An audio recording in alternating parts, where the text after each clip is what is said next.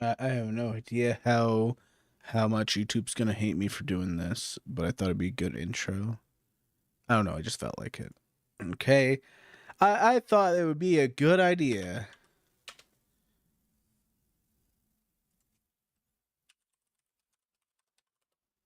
So we're just gonna do it. Get a drink.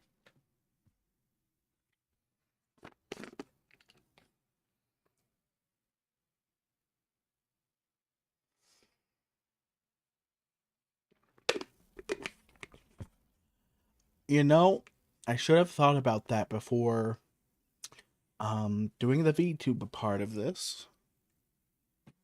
I set my frame rate really low because well, when you are playing a visual novel, the frame rate doesn't really matter, does it? But when you're VTubing, I guess the frame rate does matter just a little bit because the animation might seem a little janky. May seem a little incorrect. Oh well. It doesn't even matter anymore. It's too late. Time to just get on with the show. Excuse me.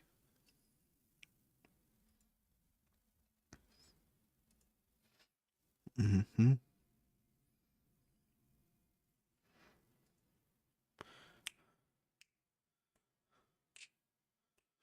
I say cheat wave can't complain. If the world's at large, why should I remain? Walked away to another planet.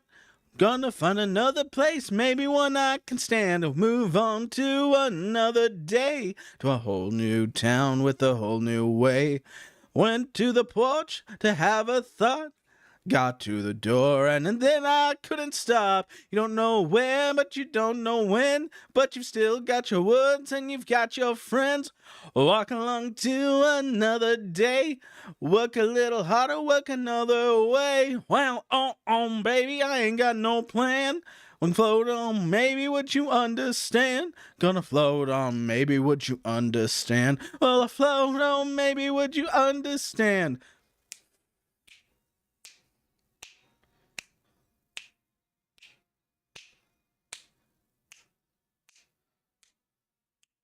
Ba ba ba. The days get shorter and the nights get cold, like the autumn, but this place is getting old. Pick up my belongings and I head for the coast. Might not be a lot, but I feel like I'm making the most. The days get longer and the nights smell green. I guess it's not surprising, but it's spring and I should leave.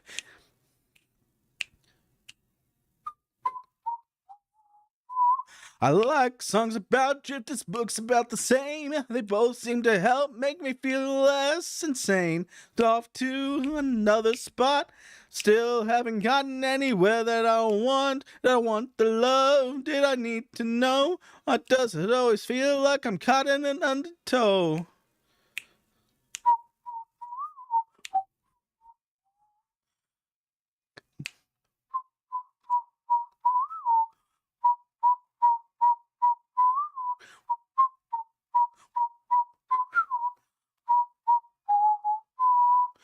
Must be themselves at against the lights, adding the breeze to the summer night.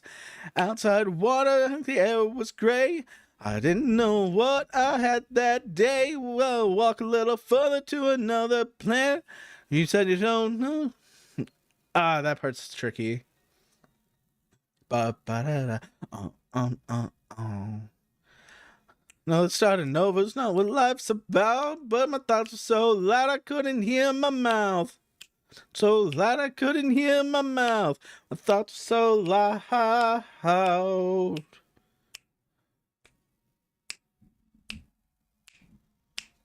I just realized like nothing was playing except for me. I just realized the song was muted the whole time.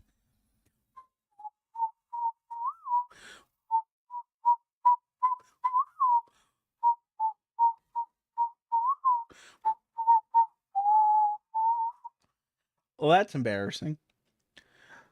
I say cheat wave can complain. If the world's at large, why should I remain? Walked onto another planet. Gonna find another place, maybe one I can stand, and move on to another day, to a whole new town with a whole new way. Went to the porch to have a thought, got to the door and again I couldn't stop. You don't know where and you don't know when, but you've still got your words and you've got your friends. Walk along to another day. Work a little harder, work another way. Well, baby, I ain't got no plan. Gonna float on, maybe would you understand? Yeah, I like Modest Mouse. Good News for People Who Love Bad News is really good. My other favorite song from that album. Oh man, I'm not even gonna bother. I already fucked it up. But it's true, we named our children after towns that we never been to. It's true that the clouds just hung around like black Cadillacs outside a funeral. We were done with all the fucking around. You were so true to yourself. You were true to no one else. Well, I should put you in the ground. I've got the time, I've got the hours, I've got the days, I've got the weeks. I could say to myself, I've got the words, but I can't speak. Well, I was done with all the circling round. I didn't die and I ain't complaining, I ain't blaming you. I didn't know that the words you said to me meant to... They're tricky songs on the lyrics part. I didn't die and I ain't complaining, I ain't blaming you. I didn't know the words you said to me meant more to me than they ever could you. I didn't lie and I ain't saying I told the whole truth. I didn't know that this game we were playing even had a set of rules. We named our children after towns that we'd never been to, and it's true that the clouds just hung around like black Cadillacs outside a funeral, and we were laughing at the stars while our feet clung tight to the ground. So pleased with ourselves for using so many verbs and nouns. But we were all just dumber than the dirt on the ground. And then the rest of it is like incomprehensible to me. Oh man, their songs are fun. Next time, Jesus, I was monitoring my own volume. I forgot how loud I was.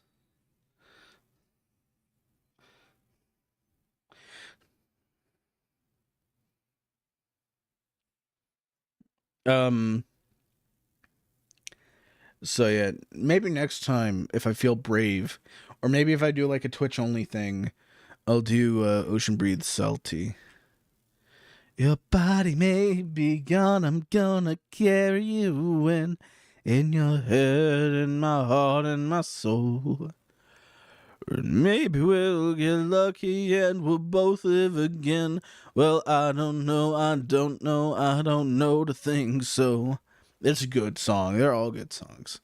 I've got to make a list. I've got to make a karaoke list. I've got to make a list of songs. You know what I should do? I should make a list of songs that I could like just fake my way through on the guitar. Play well enough where it's like, oh man, this guy knows what he's doing on the guitar, man. He knows what he's doing. He knows exactly what he's doing. When really I don't know what I'm doing.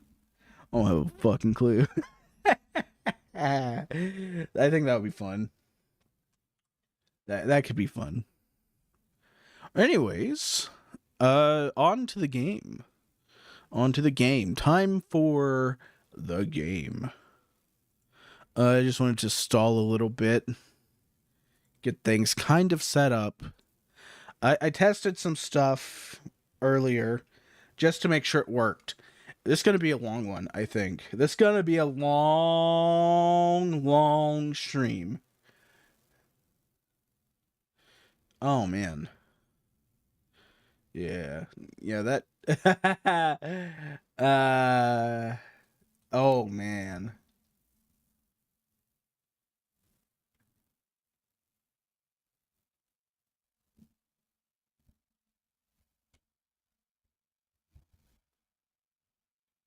Can y'all hear that? You got thunderstorms outside, bros. I don't know if I'm gonna make I don't know if I'm gonna make it. We'll see. The lightning is flashing really bad. We're gonna make it. We're gonna make it here. I'm just staring at this. Oh, it looks so bad because the frame rate is so low. Let's just not do it. No VTuber. No VTuber. Not today. You know, maybe this isn't even the right game for VTubing. Maybe that's just a sign. Maybe I should just go with my instincts. I'll put the VTuber up for like React content, maybe.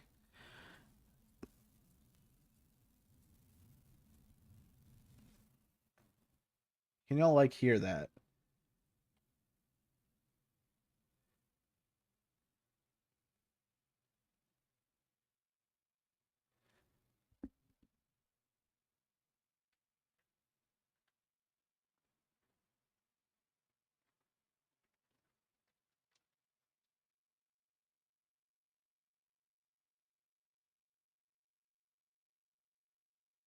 Oh man, it is bad.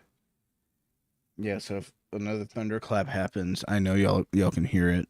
Actually, y'all can actually hear the thunder outside. Man, ooh, ooh.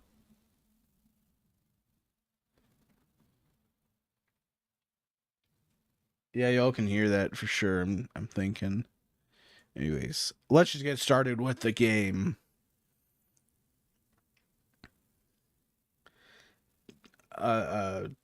Pay no attention to this menu. I'm playing on a 3DS.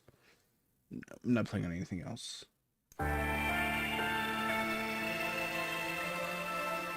Don't believe your lying eyes. I'm totally playing this on my real 3DS that's in front of me.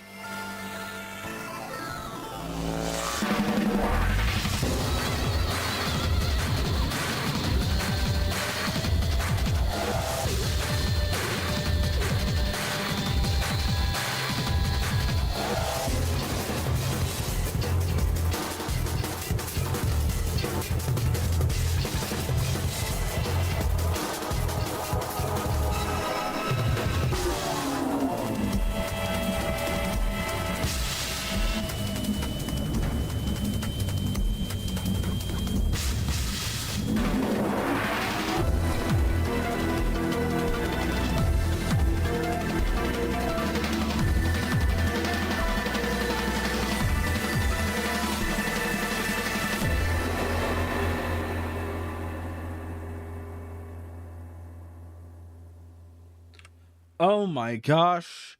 What an intro. What an intro. I love this game. So, you might have noticed I'm playing this game. I'm playing this game on an emulator.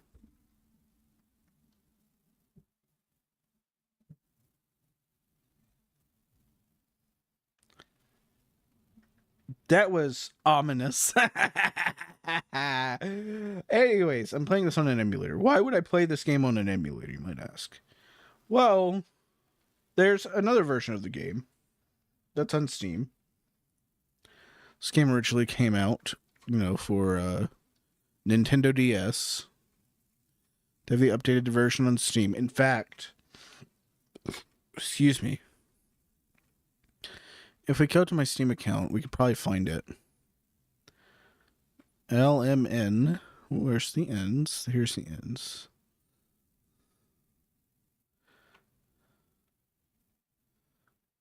Huh. Do I actually not have it on here? Or is it in the T's? The...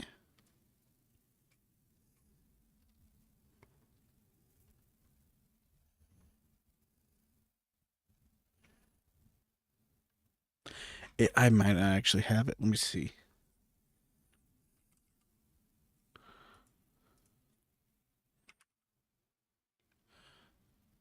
Okay, it's at the very bottom under Z.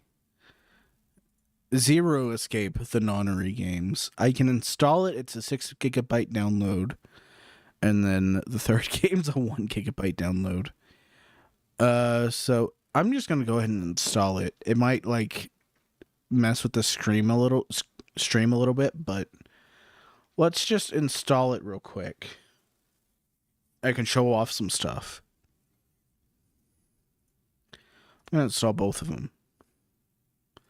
We'll do all three. Why not?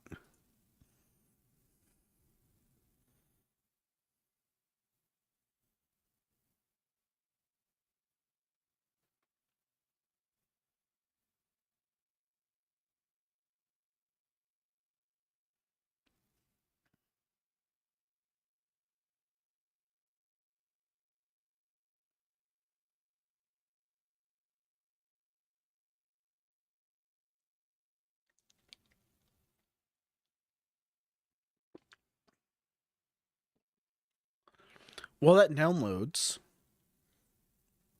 I want to mention that there was a doctor in my YouTube Shorts feed talking about how Celsius energy drinks are different. I don't know if he was warning me against getting them or what, but as a caffeine hound, I listened to what he said, and my brain translated it to Scott, you really need to get Celsius energy drinks instead of Monsters. They cost the same, but the Celsius has more caffeine, and it has other ingredients that'll keep the caffeine from dissipating. So I have that now. I'm trying them. Because why not? Let's just wait on these to download.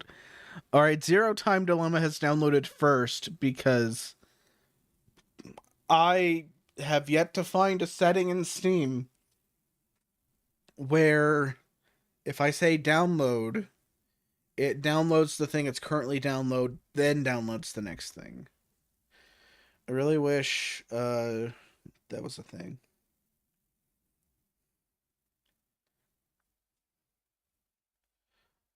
Ooh. Ooh, did you hear that? Oh, that rumble, rumble, rumble.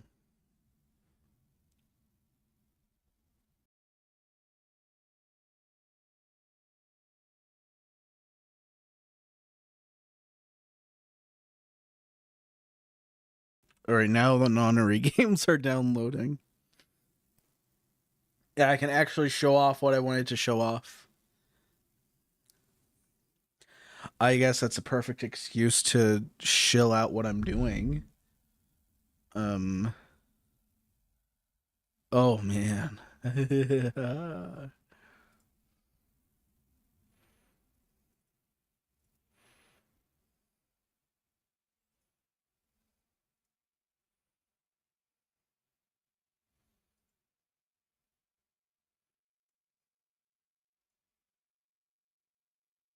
Right.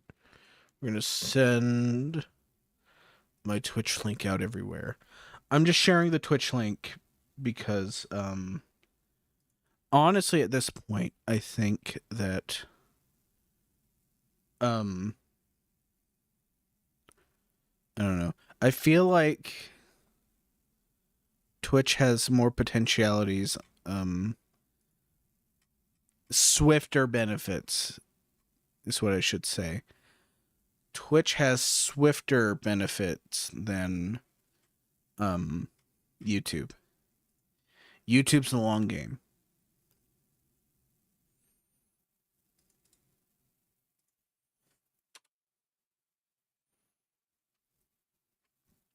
Twitch is like the quick dopamine hit. Everything just works, you know?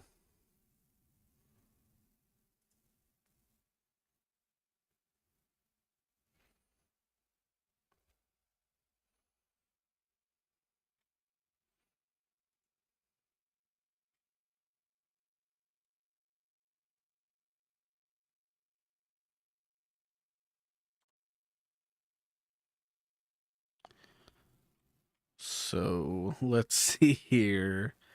Do I tell them? Do I tell other people? Or do I just leave it there? Let me tell this person that I'm live. And I think that's good for now.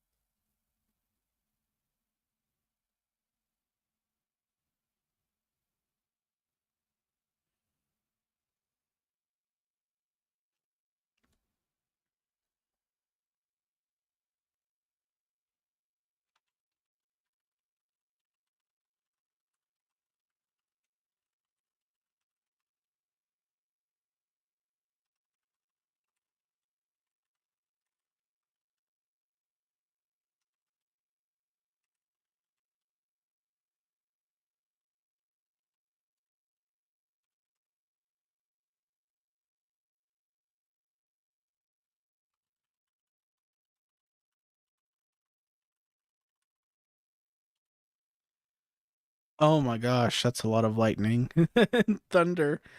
You can't see it, but like in my room, I have the lights on and it just flashes blue everywhere. Like, oh man. Oh man, it's bad. Oh.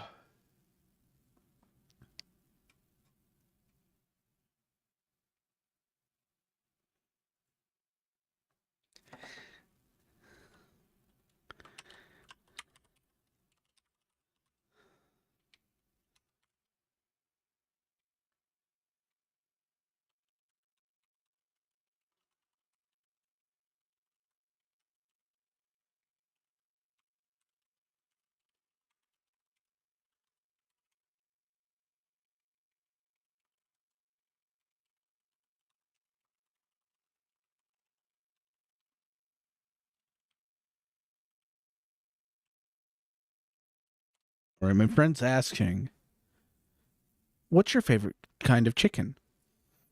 I'm telling him it's boneless chicken wings, or as I call them, sauced chicken nuggets.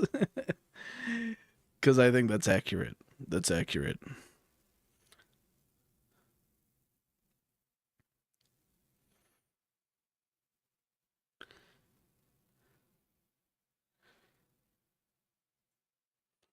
Oh man. My other friends are posting like Adam Savage videos, and so my friend Elo, who I mentioned in the last stream, he posted an Adam Savage video. Sush, who recently followed the stream, it's been like 30 days now, but anyways, she's asking like, well, she's just saying, oh my gosh, he's so insufferable. True, true. I don't know. I think it's like a good case study for like, oh my gosh, you find these people that are, I guess, for lack of a better term, intellectuals, and they have like the most, I don't know, their politics are very weird because it's all about just all this nonsense positivity and stuff. It's the Hassan Piker people of the world people that actually agree with Hassan Piker's politics, those people, I just don't know. And I'm not saying like everything he says is bad. I'm just saying Hassan Piker's understanding of the world is so minimal as far as I'm concerned. Guy is a fucking multimillionaire. He he's brain dead, basically. Like, I feel self-conscious about maybe not talking enough or anything like that. Oh my gosh, you have Hassan Piker and XQC. They're like two sides of the same coin. They're awful. I'm just like, man, I could get popular. Okay, I could have, at least a few viewers. I mean, come on. I just got to put stuff out there. So that's what I'm doing. I'm just putting stuff out there.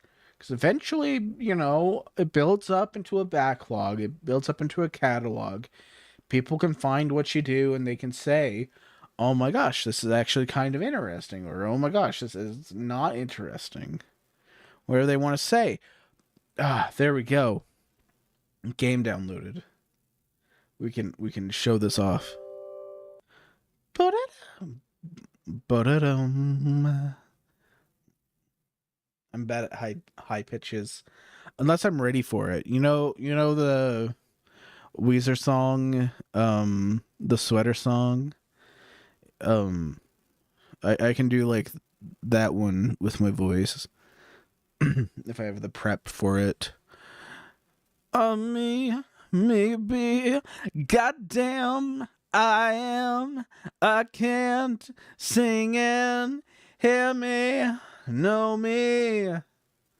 And then the other part is, oh no, it go,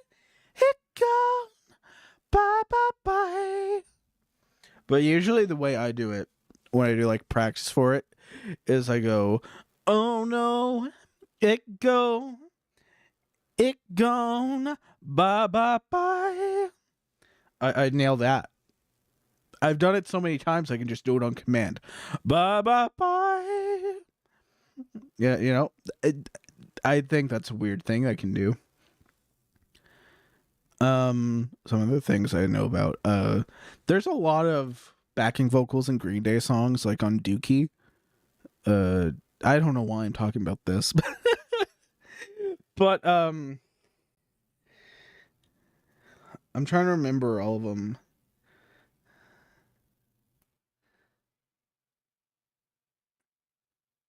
I don't know. It's hard to pinpoint anymore because I found out about this a long time ago through things that should not have happened. But basically, back in the day, if you didn't plug your headphones in all the way, certain audio tracks would play way louder than they were supposed to. They would kind of individualize themselves out on MP3 players. I don't know how it worked. I just know that I remember hearing some interesting stuff by doing it on purpose.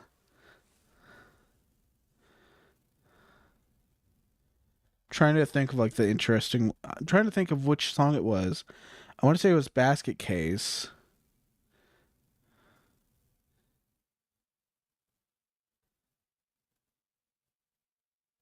But yeah. It's like high pitched vocals were like a staple of the 90s, I want to say. So let's see. Video options. Sure. Yeah. Let's do that. Anti-scopic, whatever. Anti-aliasing, yeah, let's go for all of it. Why the heck not? Launch this one. There we go.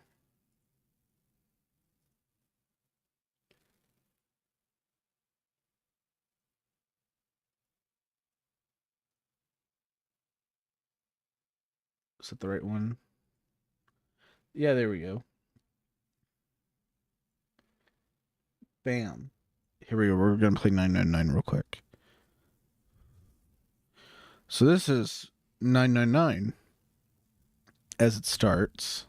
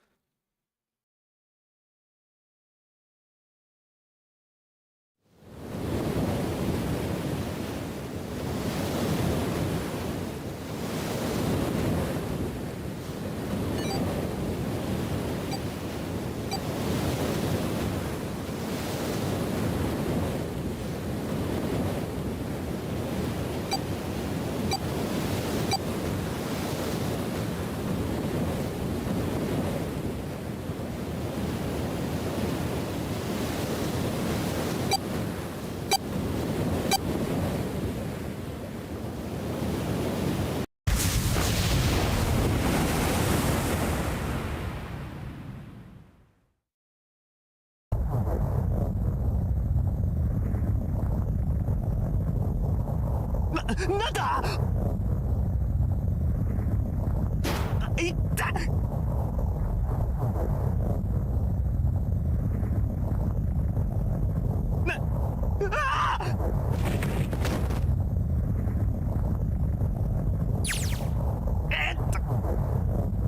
ああくそベッド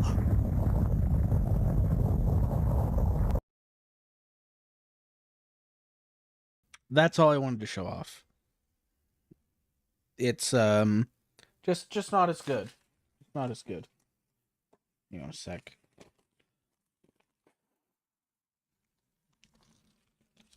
Excuse me. I should have muted myself for that. Also, I don't know if it's the weather or if it's because I'm wearing headphones, but that made my ears feel funny. Oh man. So I'm just gonna play the regular version. The version I was introduced to so many years ago. Because I like that version better.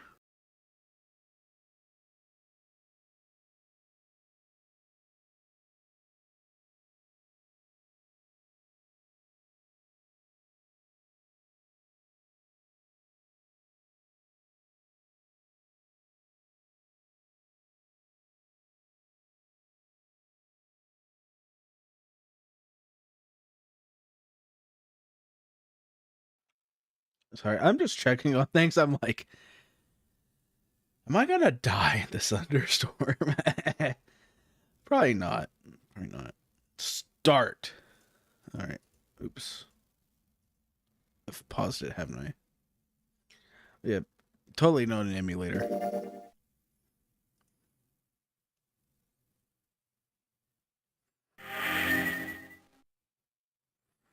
This game is fiction.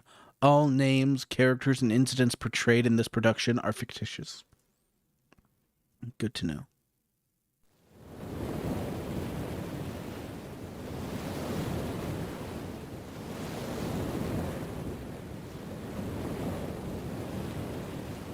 I really prefer this a lot more too. My thinking is if you were going to port over 999, you would just do something like this. You would have a top and bottom screen.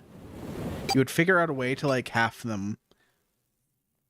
You would have basically two 720 displays going on at the same time for a full screen monitor like mine. Because my monitor is a 2K monitor. You could easily scale that down. A loud noise startled Junpei awake, and his eyes snapped open. As they adjusted to the light, he realized he didn't recognize his surrounding.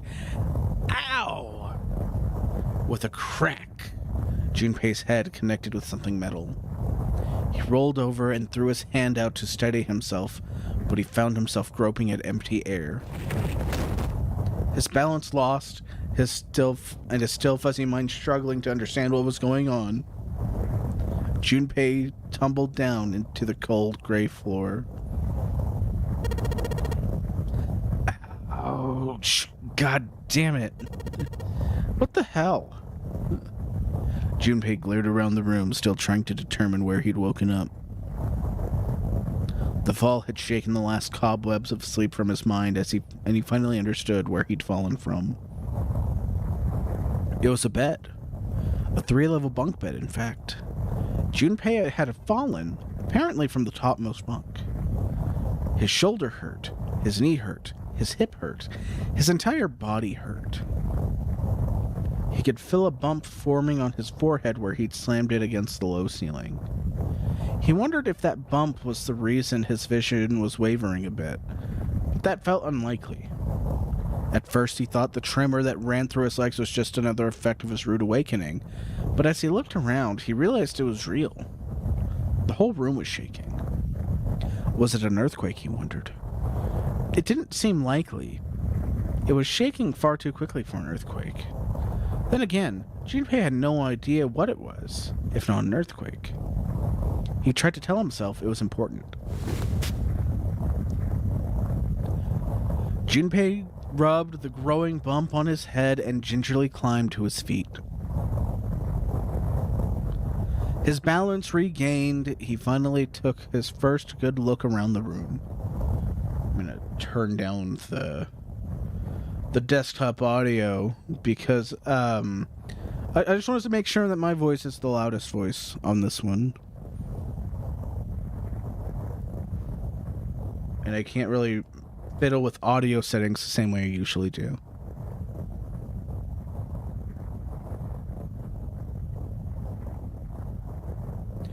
And muttered to himself, "Where am I?" His pain momentarily forgotten in the face of the confusion of his circumstances, Junpei looked around the room once again. Minutes passed while Junpei struggled to find his bearings. Then, as suddenly as they had begun, the tremors ceased. A cold silence fell over the room.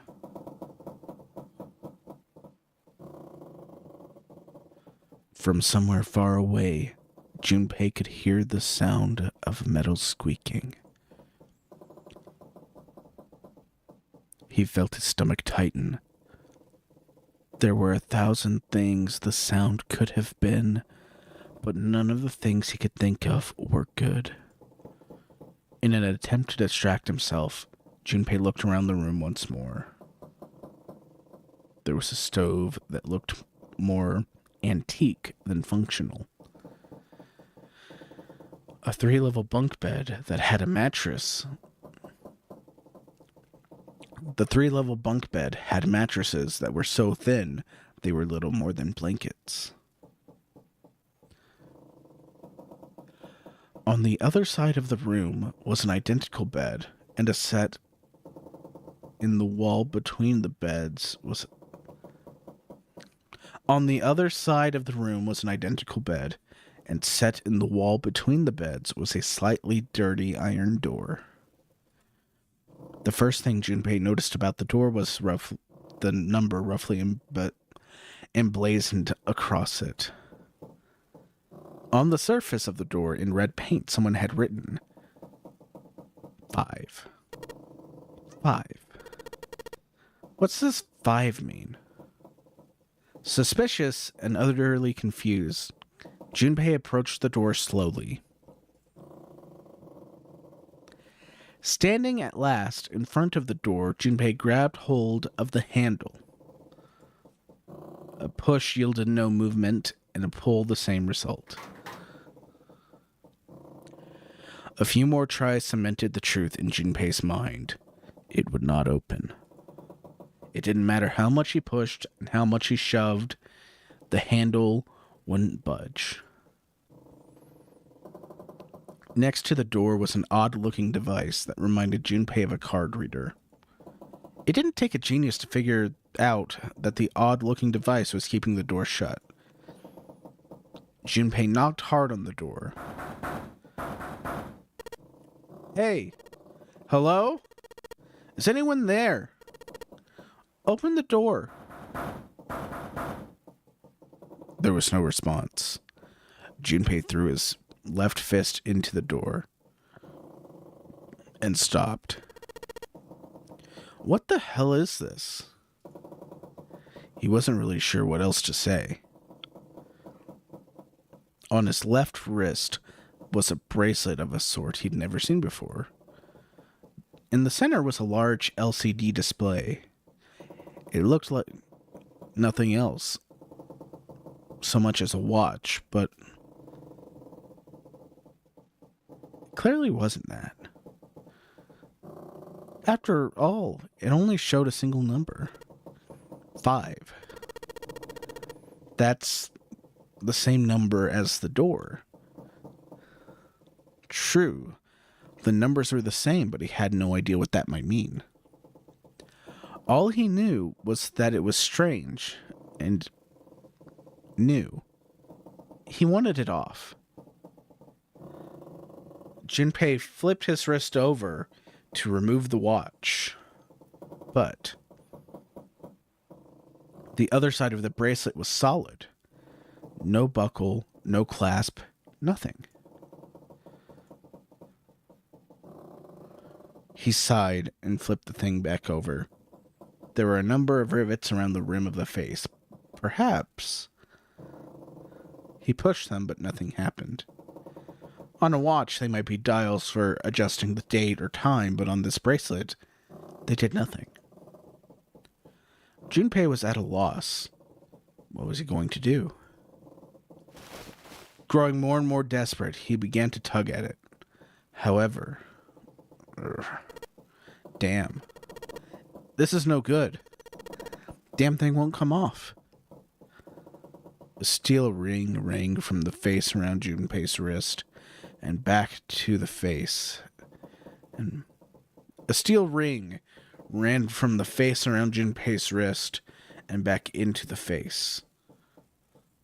He wouldn't be pulling the bracelet off anytime in the near future. What the hell is the deal with this thing? Frustration and desperation were beginning to mix as the reality of the situation began to dawn fully upon Junpei. So much was happening, and none of it made sense. Junpei felt as though he were about to explode. Where am I? Why the hell am I here? Why? Why? What the hell happened to me? It was at that moment he noticed the window. The window was round, rimmed in. The window was round rimmed in riveted brass, like a window from an early 20th century ship. What? Am I on a ship? Junpei walked slowly to the window. He could see nothing beyond it but thick, impenetrable darkness. He squinted, trying to see something, anything. It was at that moment.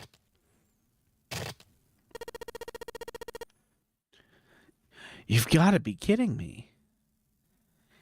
And right here, I think I'm going to pause just for a second to take a quick break for myself, because I have been going for 45 minutes.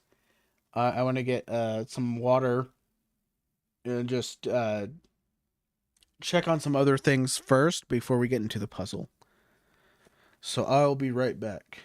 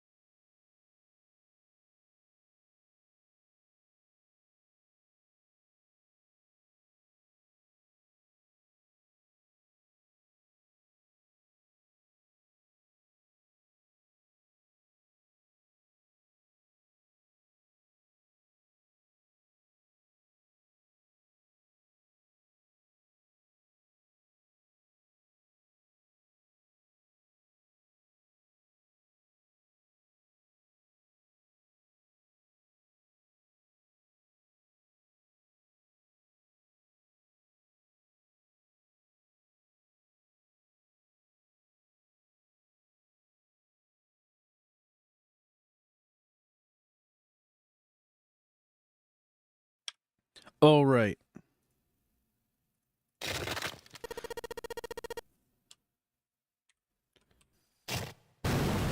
What the hell is going on here? A crack split the glass window, and for a moment, Junpei stared at it. Then the whole window burst, and water began to pour into the room. What the hell? God damn it. Junpei yelled and spun around, his feet slipping on the water already coming through the window. He ran for the door.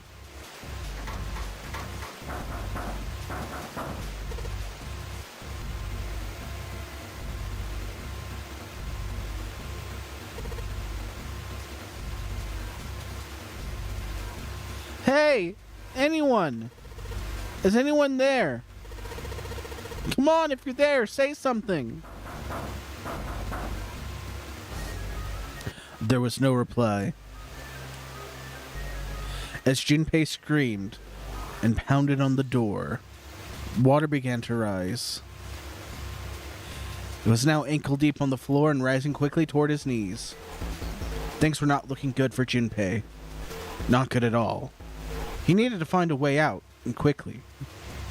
Junpei ran a hand across his forehead, brushing the sweat out of his eyes, and looked around the room.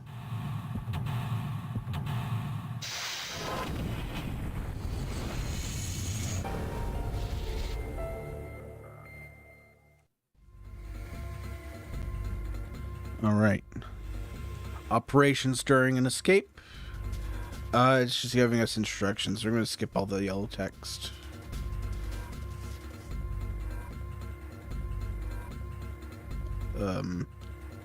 This will come up often, I'm thinking. Excuse me.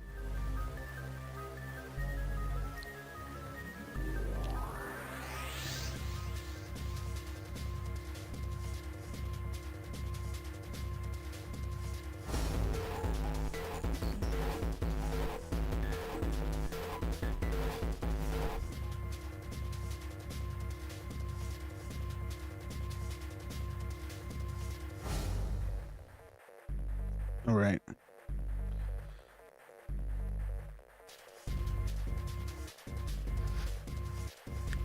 You know, if I'd been thinking about this ahead of time, I should have like pre-recorded. Do I still have that game installed? Do I have the game installed? It'll be at the very top if I do. AI. And it's 14 gigabytes. Nirvana Initiative has a remake of this. Vari, if you're watching, remember how I told you that that they're remaking 999 and I posted screenshots into Discord? That was actually a lie. It was actually from AI the Somnium files.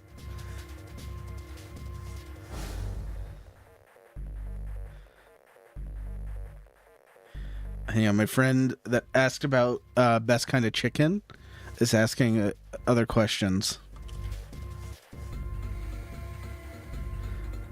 So usually when I get the boneless chicken nuggets, I get them in very spicy sauce.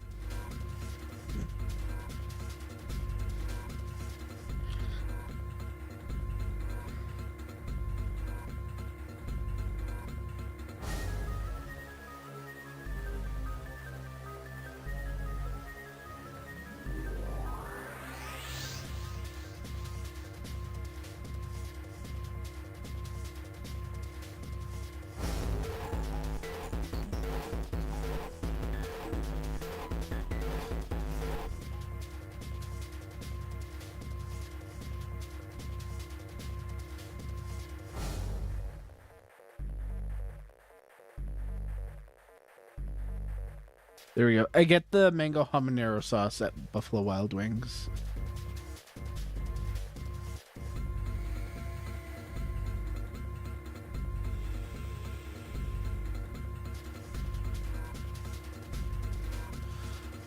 Oh, that's actually really cool.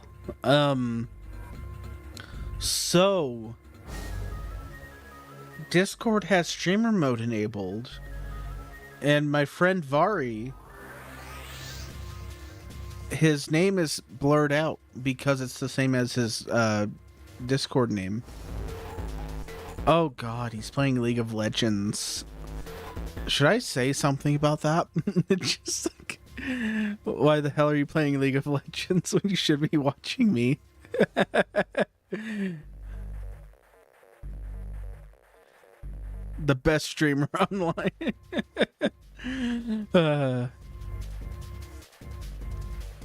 Anyways, yellow text.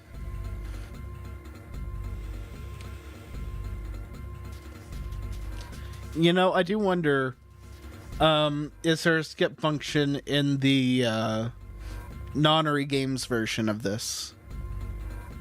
Whether there is or is not, doesn't really matter, I don't think, at this point. Alright. Let's just start here. I'm gonna grab this. During an escape, things will happen. Yeah. Can't skip the tutorial in this game, I don't think.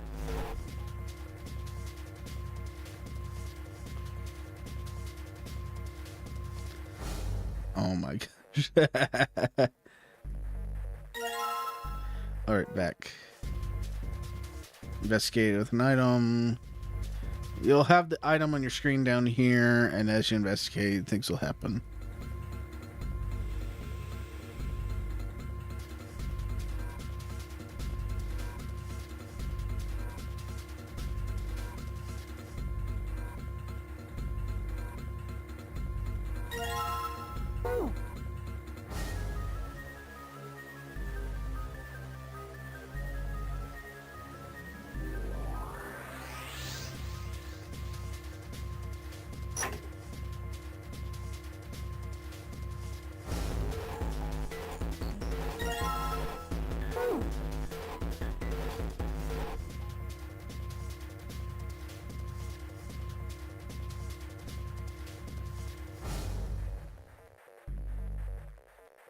I really like the music for this part.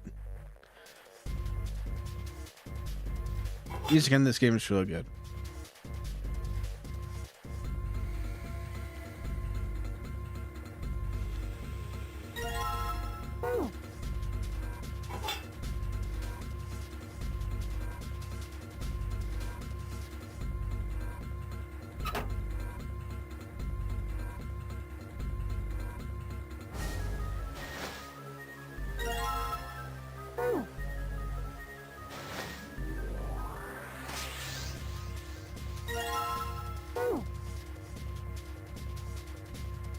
Junpei grabbed the key and shoved it into his pocket. He intended to leave immediately, but something stopped him. His reflection stared back at him from the mirror. But he had scarcely recognized himself. What's up with my face? His confusion was well justified. His face was drawn and pale, and the dark circles under his eyes made him look as though he was nearly dead. What the hell happened to me? How did I end up here? Even as he said it, something came to his mind, and a memory bobbed up to the surface. It was the last thing Junpei remembered before waking up in the strange room. It was past midnight when he came home. Junpei shuffled up the stairs and opened the door to his apartment. 201.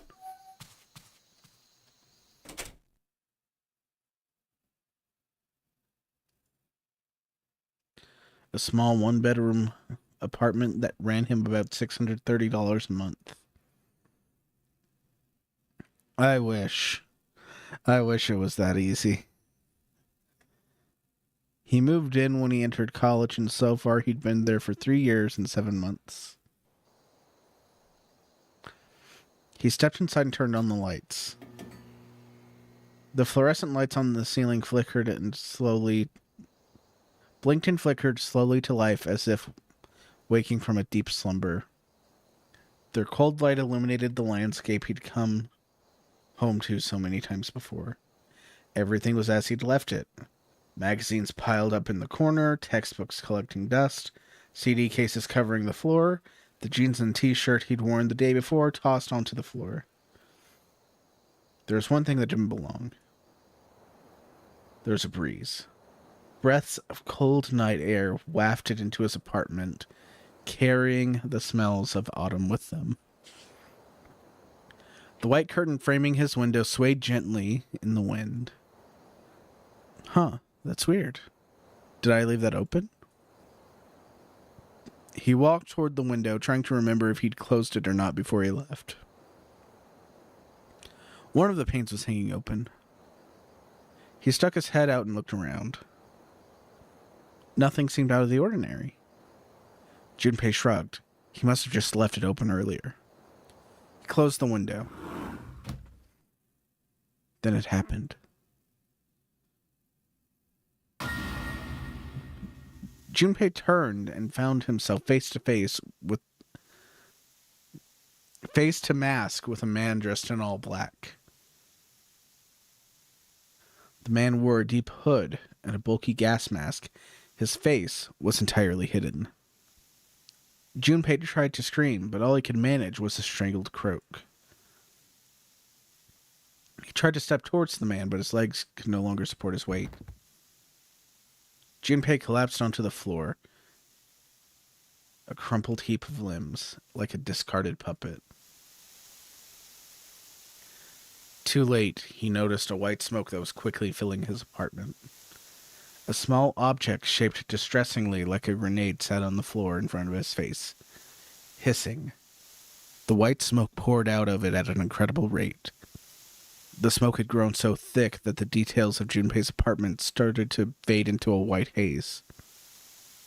He could feel his mind beginning to fade as well, a white haze that was not the smoke creeping into the edges of his vision.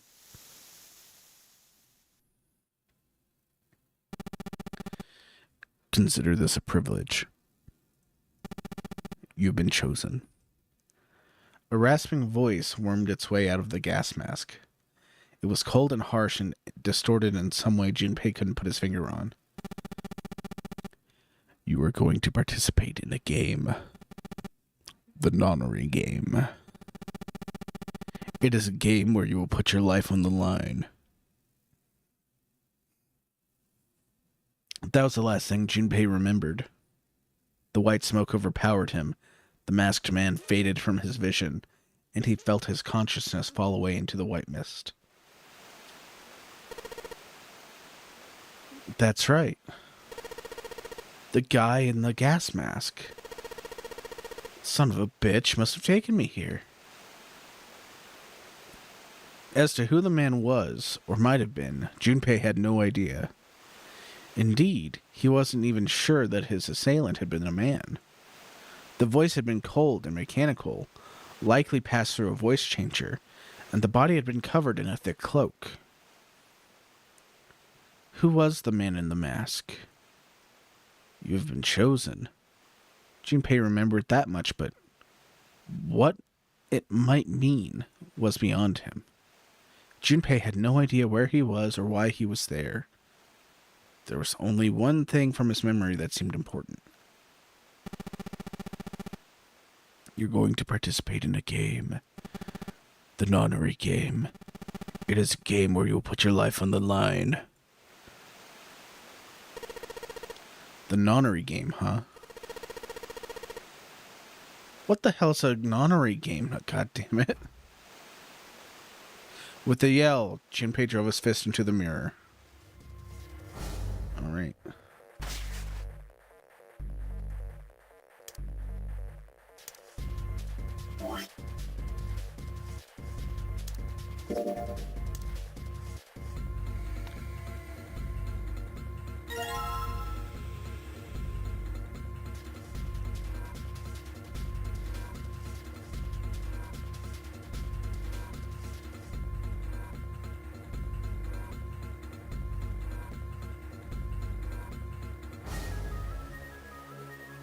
Man, I remember playing this on the DS.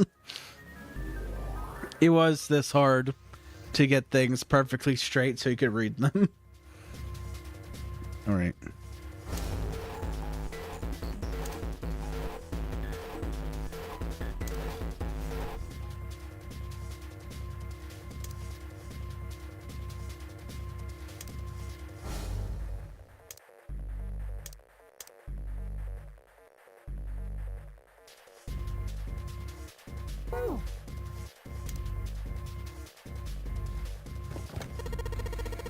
No dice, it's locked tight. Let's see if there's anything in the keyhole.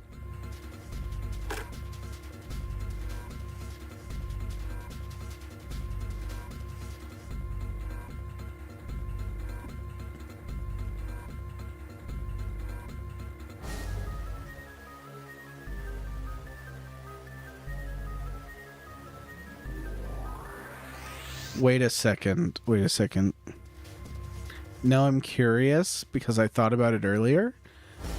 Do I have that?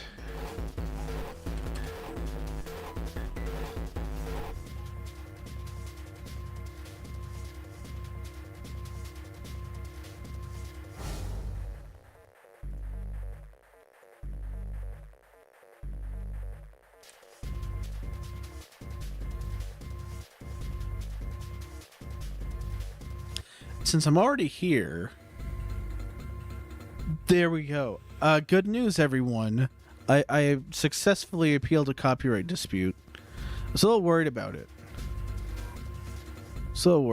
Because at the point you're at appeals,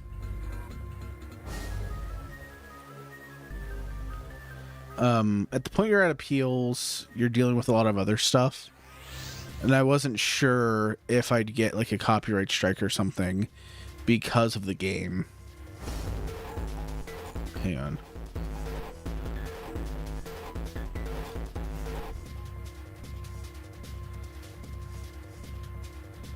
I don't have it.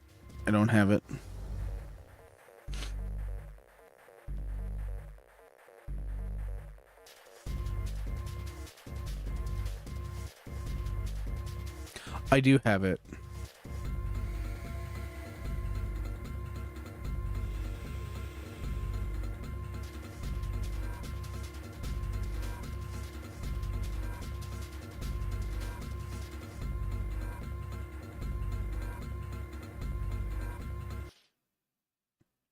I do have it, actually.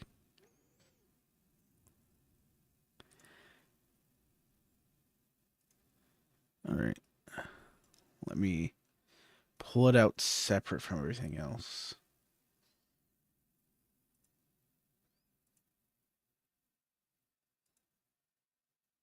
This is from AI the Somnium Files.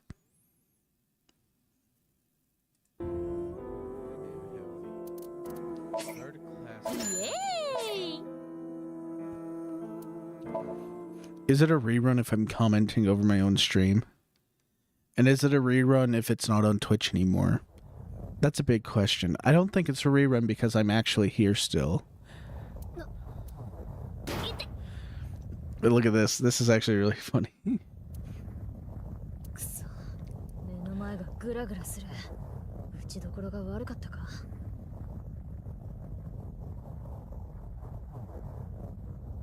いや。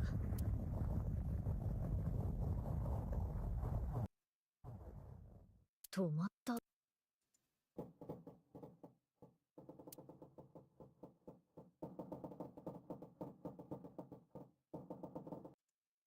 It has everything. It's actually really great. Full recreation of 999 in AI the Somnium Files.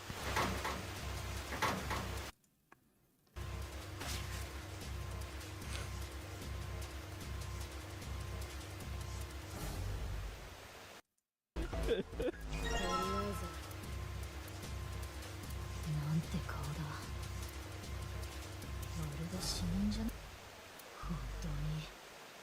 何があったって言うんだ。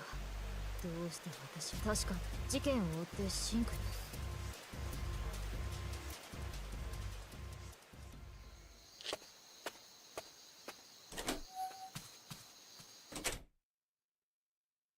Iba got home a little past 12, ran up to room 201. Iba's home, a modest studio apartment, one that 63,000 yen in rent could buy. First moved to the studio when she started college. It'd been 3 years and 7 months since then. ただいまーって返事はなくてもつい言っちゃうんだよな。 When she entered the room, she pressed the switch on the wall. On the floor. Wind made the lace curtains waver, carrying the scent of deep autumn. 変だな。窓なんて Slowly crept up to check.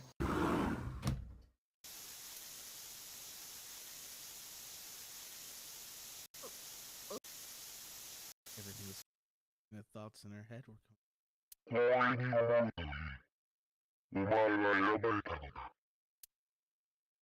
Voice rang through her ears. Sounded scratchy, noisy, distinct hissing growl.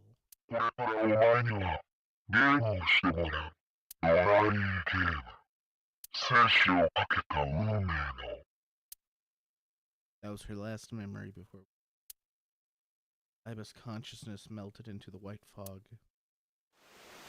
そうだそうだよ、あのガスマスクをかぶった男。あいつが私をこんなところに閉じ込めやがったんだ。 Iba clenched her teeth and tried to remember.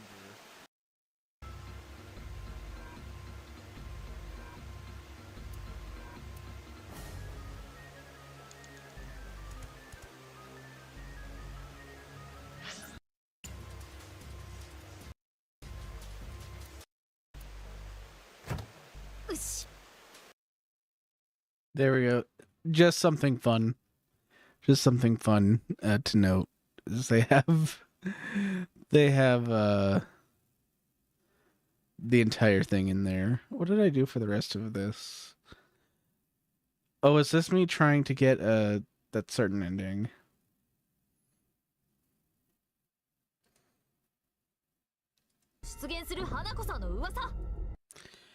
Yeah. I got the Hanako ending. I think you only get it once. I'm not going to spoil it, though. That would be evil.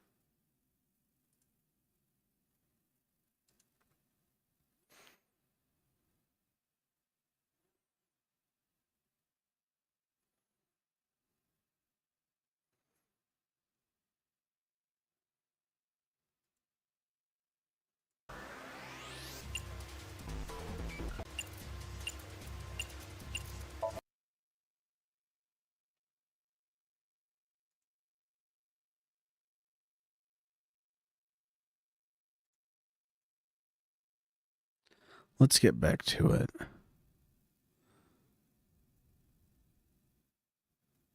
Why is my stream saying offline? Did I go offline?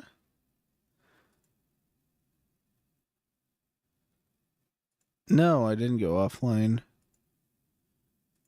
That's weird. If I hide preview and then show player again. Okay, yeah. Yeah, it was just like a refresh bug, I guess. I got worried for a second there.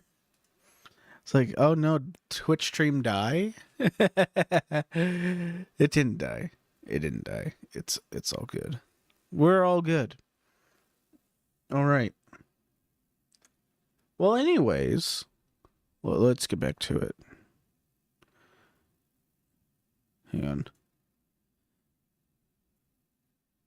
I got a notification to answer.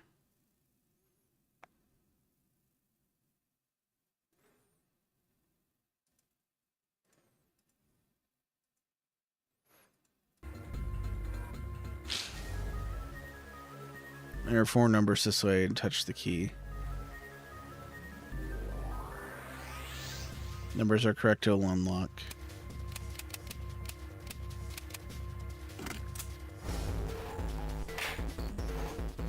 All right, let's see if these numbers work. Yes, let's open it up. opened. A file?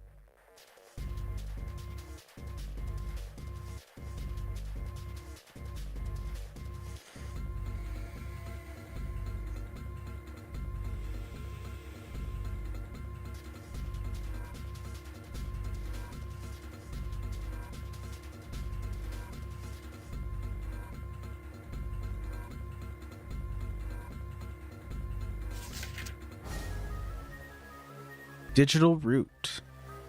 Let's see here. Compute a digital root with the following steps. First, add all the numbers in a question to one another. If you end up with something greater than a single digit number, add the digits to one another. For instance, if you have a double digit number, add the number in the tens place to the number in the ones place. Keep adding digits in this manner until you have a single digit answer. The final digit is your digital root. Example, digital root of 678 would be 6 plus 7 plus 8, which is 21. 2 plus 1 is 3. Therefore, the digital root of 678 is 3. Digital root of 1, 2, 3, 4 would be 10. 1 plus 0 is 1. Digital root is 1. Let's see. Add numbers till I get a single digit number. Something on the back of this thing. A notebook, a pen, and a calculator. And a stack of key cards. Alright.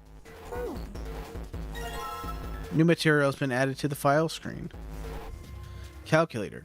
Calculator screen can be used during an escape or during novel sequence. During an escape, you can access it by pressing Y. This will open the calculator screen. Operate the calculator, touch the bottom screen. Using the calculator, the numbers on your top are your calculations, and the numbers on the bottom are your answer. Calculator can also calculate digital root, which will be important to the progression of the story. Yeah. Sure thing, boss.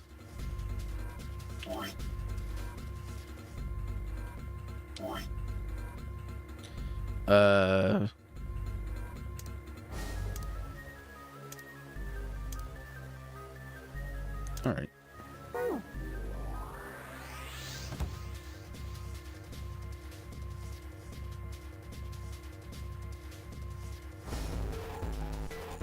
Let's go here. Let's go here.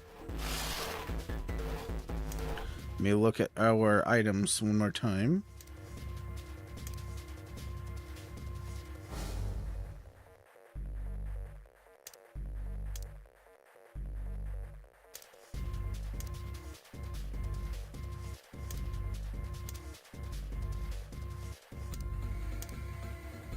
Alright.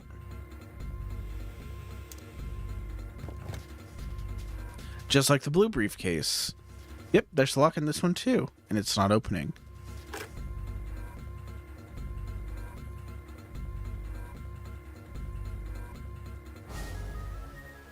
Alright. I can move the dial now. I'm gonna have to put in the right numbers and turn the key. Then it'll pop right open. Let's give it a shot. Operation instructions again. Oh my gosh, every time the tutorials, I forgot about the tutorials in this game.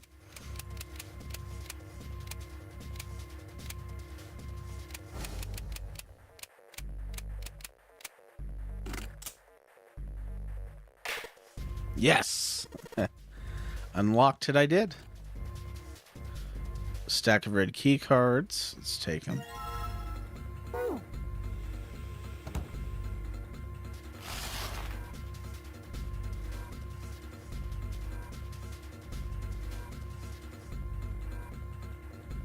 Cards with the numbers on them. I'm pretty sure this is where I'm supposed to use them. Alright, let's see if this works. And...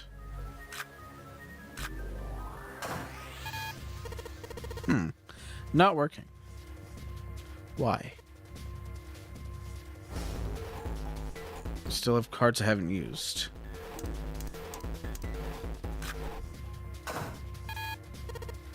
Damn, not again. There aren't any more cards in here. I've only got one other hint. Of course, the files. That file said something about a digital root. Digital root. The digital root, huh? What am I supposed to do with... There's 5 on the door. Do I have to get a digital root of 5? I'm not really sure about this. It's worth a shot, though. See if this works. I'll just slide the cards that give me the digital root of 5 through the reader. Pick 3 cards. Digital root of the selected cards will be displayed at the top of the screen. Reset will deselect all currently selected cards. After you've selected 3 cards, touch the device. Alright.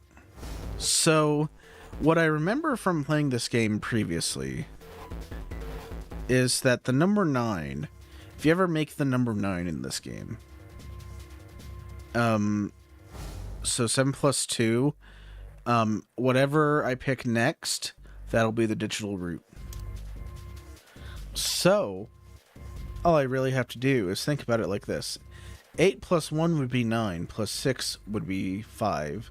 So, 7, 1, 6 would give me 5 as well. Because then I'm adding 8 to 6, which would be 14, which would be 5. It just unlocked.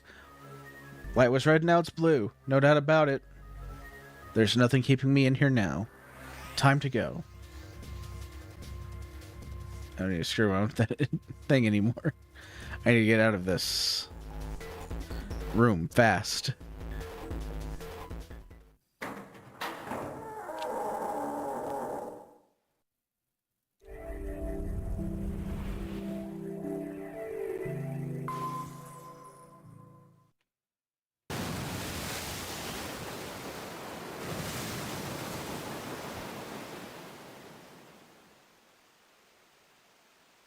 Accompanied by a wall of angry water.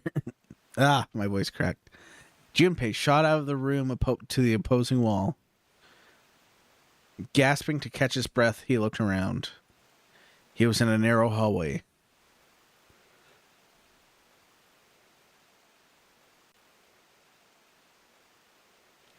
The water that had followed him out of the room was rapidly pouring out of the door. It flowed quickly down the hallway and slammed into the foot of the short flight of stairs. Just 5 steps, in fact. At the top of the short staircase. A door! Another door. Junpei leapt up the stairs straight for the door. The door burst open and Junpei exploded out of it, only to freeze in his tracks. What other possible response could there have been to what he saw? What the hell? His voice trailed off, and all he could do was stare. A polished floor stretched out before him, ornate staircases rising up from the edges, each one of them equidistant from the others. The stairs and pillars were solid wood, and Art Nouveau embellishments and decorations covered the walls and pillars. It looked like nothing so much as the entrance to a luxurious mansion from the early 1900s. Junpei couldn't help but wonder, was he really on a ship? The water quickly filling the hallway behind him suggested that yes, he was. As he looked, a fresh wave rolled out of the room he had been in, gathering speed as it moved toward the stairs. Yeah, that's what I thought. It's totally a boat. Wait, what the hell? A wave. Shit, I gotta get out of here. Junpei spun around, his wet shoes squeaking in protest on the polished floor. He ran toward the tremendous staircase in front of him. C deck. B deck. As he ran, he glanced quickly at the plates mounted on the wall, denoting the decks of the ship. He took the stairs 2 at a time, not entirely sure where he would find himself. Just as he began to wonder where in fact, the stairs did lead. Junpei saw another person out of the corner of his eye. He stopped short, nearly tripping over the next stair. It wasn't just one person he'd seen. On this landing to the left of the stairs, there were 4 people staring at him. And on the right side, 3 more. All told, there were 7 of them. It looked as though they had been on their way down the stairs. They stopped short when they saw Junpei, their eyes wide. He'd done the same, of course, and now they stood there staring at one another. Junpei didn't move, one foot placed awkwardly on the step in the middle of a stride. Who were these people? This entire interaction lasted only a matter of seconds. The woman spoke to Junpei, and time began to move again. Guess there's another one of us now. The woman was dressed, Junpei thought, rather like a dancer. Her clothes covered very little, her prodigious jewelry little more. Hey you, come on. Hurry. With no further ceremony, she ran straight past Junpei and towards the door behind him. The sudden proximity of a woman with such striking assets left Junpei momentarily stunned. But the others wasted no time and quickly followed the strange woman. The first to pass Junpei was a young man with silver hair. He threw a quick glance in Junpei's direction as he ran, muttering, "One of us, huh?" Following him was an older man, his face calm and without fear. Soft wrinkles sprouted from his eyes, and he came just close enough as he passed for Junpei to see wisps of gray in his hair. His composure and shock of hair struck Junpei as rather that of an elderly lion. Going up won't do you any good. There are 2 doors, but neither of them will open. Next to speak was a girl with pink hair and a high voice. Come on. Aren't you coming? We gotta hurry. Her small hand was wrapped around the wrist of another man. His eyes were closed, almost as though he were sleeping. His features were graceful, almost serene. He was dressed rather elegantly for someone his age. Something about his posture seemed very refined, and Junpei couldn't help but feeling he was noble and dignified somehow. He'd certainly never seen one, but this man seemed like what Junpei always imagined a prince would look like. That's 9 of us, then. All of the cards are in hand. What does all of the cards are in hand mean, he wondered. Junpei opened his mouth to ask what the other man had meant, but the girl with pink hair rushed past him and they were gone. He turned just in time to see 2 more people running toward him. One had hair like a bird's nest, and looked as though a stiff breeze might topple him. The other was a veritable mountain of a man. The scrawny one said nothing and scuttled past Junpei as though he were running from something. Hey, what the hell are you just standing there for? Didn't you hear him? The doors on deck A are no good. We gotta check the doors on B deck. Got it? Got it? Now go. Before he had a chance to respond, the man laid a massive hand on Junpei's shoulder. With no more effort than Junpei would have used to brush aside a fly, the man shoved him out of the way. Whoa. Thrown off balance by the man and recent event, it took Junpei a few steps to get his bearings. He finally regained his balance and looked up at what the other 7 had been running toward. There were 2 pairs of large iron doors set into the wall in front of him. They looked quite sturdy, and each had handles jutting from them. Written across the surface of each door in red paint was a number. The door on the right had a 4, and the door on the left had a 5. They're the same. The guy Junpei had decided to call Silver was mumbling to himself. I woke up in a room and it had a number on the door just like that. You too, eh? With an arched eyebrow, the lion looked over at Silver. My cell was the same. A number upon the door. I opened it and ran down the hallway outside and found myself in the rather grand room, full of stairs, as I suspect did the rest of you.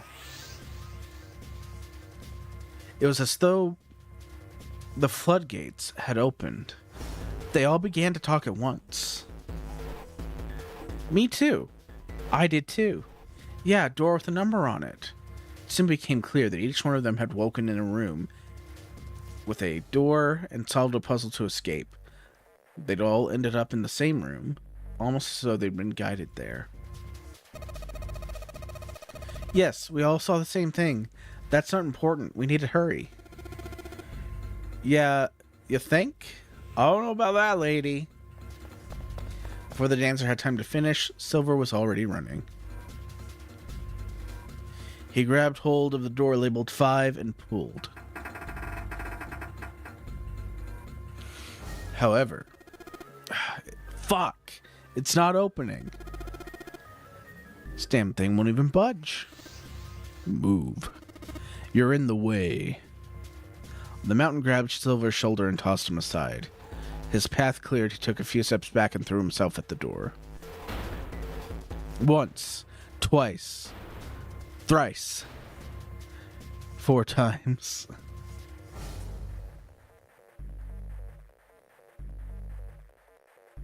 The door shook as his body slammed into it, but showed no signs of breaking or opening.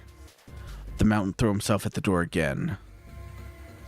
Junpei turned toward 4. Next to the door on the wall was a small box. It looked like the one he had just seen in his room next to that door. If it was the same as this door, if it was the same, then this door was likely locked as well. Still, he had to check. Junpei grabbed the handle, threw all of his weight into it.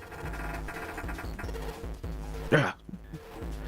It was locked as tight as the door next to it, as he'd suspected. Damn. Junpei punched the door, and it did not respond. Were these the only doors?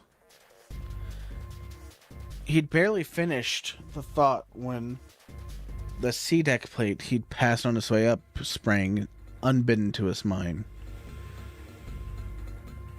His body moved before he had time to think. Junpei turned and ran back toward the stairs. He had scarcely taken a step when, at the top of the stairs next to an ornate clock embedded on the wall, he saw a person. It was a girl. She looked to be about his age. He froze, unable to look away from her face. He wasn't confounded by her beauty or anything silly. No, there was another reason he couldn't take his eyes off the girl. He'd seen her somewhere before. He couldn't quite remember where, but he knew. He knew he'd met her before. The girl, too, stared at Junpei similarly stunned. Her response suggested she'd seen him before as well. Without saying a word, Junpei walked slowly towards her. She didn't move. It was almost as though she was held in place by some sort of magic spell. As Junpei stepped onto her landing, the spell broke. No sooner had he set his foot down than the whole ship shook a second time. Ah! The quake caught the girl unprepared, and she fell. Moving on instinct, Junpei leapt to catch her, so he thought. Her face was far closer than it should have been, mere inches from his own. He was flat on his back, and she had landed squarely on top of him. The girl seemed as confused as he did, and her face suggested she hadn't fully recovered from seeing him. For a moment, it seemed to stretch on for a very long time. They stared at each other. The ship stopped shaking. Everything was quiet. Water could be heard from the bottom of the ship lapping faintly at the walls and the ceilings. But eventually, that faded as well. The silence was complete, a thick muffling blanket. At last, the girl opened her mouth. "Oh my gosh, is that really you, Jumpy?" Jumpy. Jumpy. Her words echoed through Junpei's head, and suddenly his memory returned. Akane! Why hadn't he realized it before? The girl was Akane Kurashiki. She and Junpei had been friends in childhood. They'd gone to elementary school together for 6 years. But what was she doing on the ship? Her soft eyes were only inches away from his own. He could feel the warmth of her face. Feelings he'd thought long forgotten began to work their way to the surface. He could feel his face heating up. That moment, a speaker crackled to life, and a cold, eerie voice filled the room. "Welcome aboard. I welcome you all from the bottom of my heart to this, my vessel." With the voice's invasion, the spell between Junpei and Akane was broken, and all hints of a burgeoning romance instantly forgotten. They hurriedly untangled themselves from one another and struggled to their feet. Their 7 companions had heard the voice as well, and many of their faces had gone pale. They looked around frantically, desperate to locate the source of the voice. At last they found it. A speaker set in the ceiling. "I am Zero, the captain of this ship. I am also the person who invited you here." The voice was harsh, obscured occasionally by the crackle of static. But Junpei recognized it. How could he have forgotten? It was the same voice he'd heard from the man in the gas mask. "Hey, asshole, what the hell is this? Come on out here. I want to get a look at you." "What do you mean to do with us?" "I mean to have you participate in a game. Some of you, I know, are familiar with this game. The Nonary game. It is a game where you put your life on the line." "The Nonary game? What the hell is that?" The voice continued, implacable. "The rules of the Nonary game can be found upon your persons. They are simple rules. Read them." "Nonary game? Hey, there's something in my pocket. Check this out." Silver reached into his pocket and pulled out a small slip of paper. The rest of them reached into their own pockets and pulled out similar slips of paper. Junpei followed suit and dug into the pocket of his pants. He felt the telltale crumple of paper slightly damp from his earlier ordeal. "Hey, I got one too." "Then it seems Zero has seen fit to grace us each with a letter. Would you mind terribly reading it to us, young man?" His request had been delivered to Junpei, who, after a short moment of surprise, did as he was asked.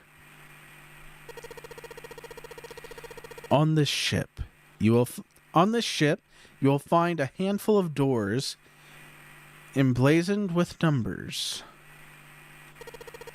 We will call them the numbered doors.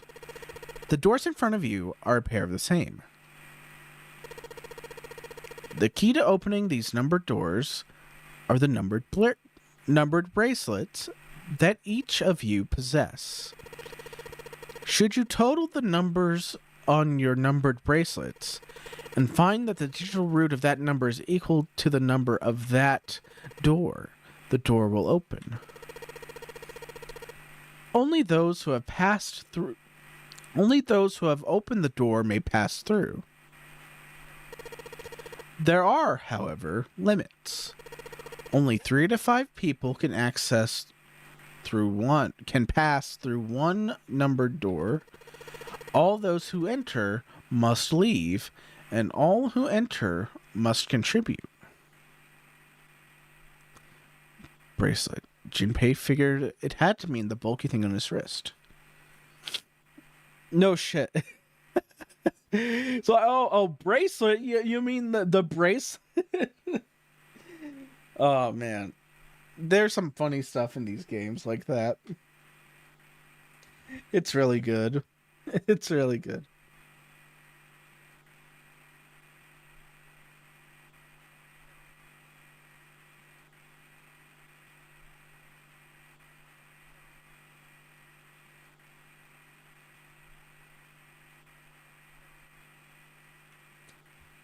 He glanced around. It looked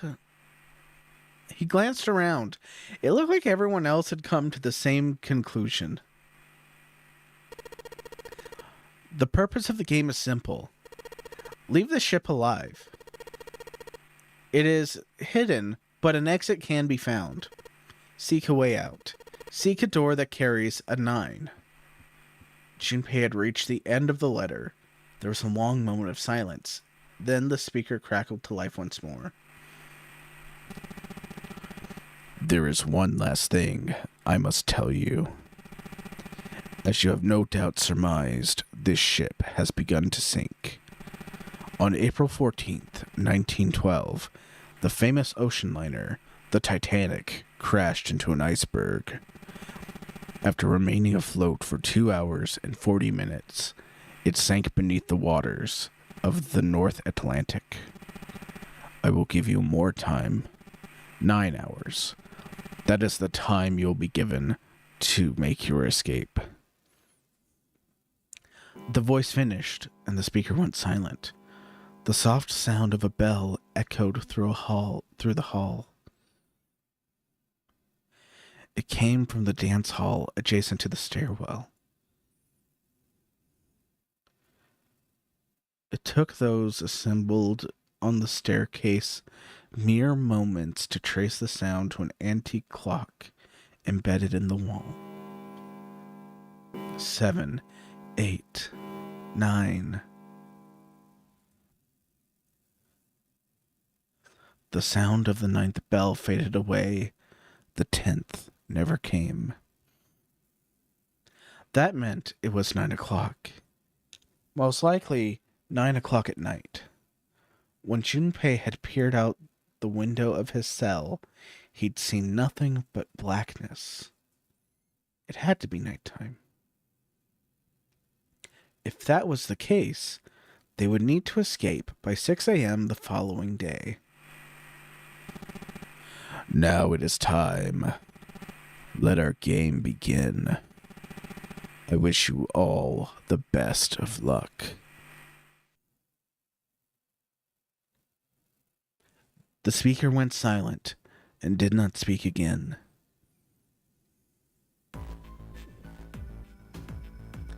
Silver yelled at the speaker, with language coarse enough to embarrass a sailor, but the rest of Junpei's companions were silent, deep in thought.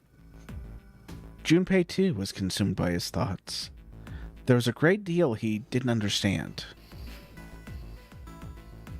Who was Zero? What was the nonary game? Why had he chosen to make them a part of it? Was he a criminal who took delight in playing with his victims? Or did he have some other purpose? And why had Junpei been chosen as a part of this insane game? Why had any of them been chosen? But one question was foremost in his mind. Akane. They hadn't seen one another since elementary school. Why had she appeared now? Coincidence? No, that seemed impossible. There had to be a reason. He didn't know what that might be, but there had to be a reason. Very well. Lion's voice seemed oddly loud in the silence. Standing around here won't do us any good. Best we get moving, don't you think? Get moving? Are you planning to open the numbered doors? Hey, wait. Don't tell me you're actually going to do this. Don't tell me you're actually going to do what this Zero says. No. No, that's not what I mean.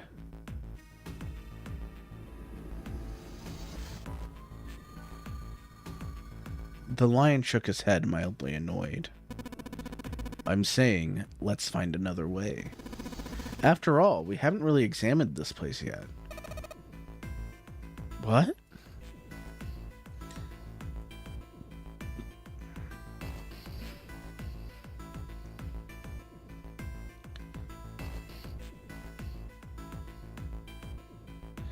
Their separate investigations finished, all 9 people returned to where they'd left one another.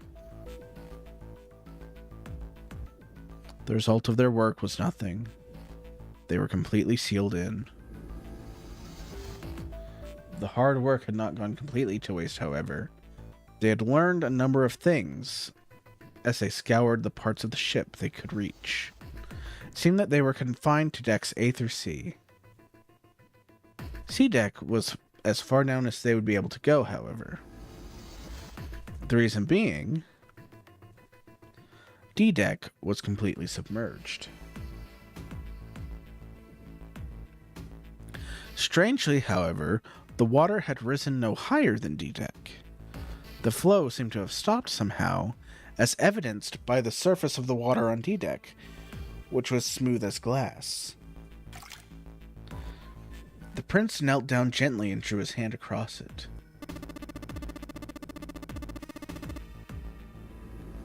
Perhaps Zero used a remote control to seal a watertight door down below.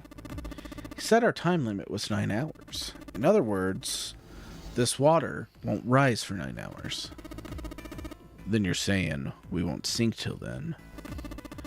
Well, that may be a little too optimistic.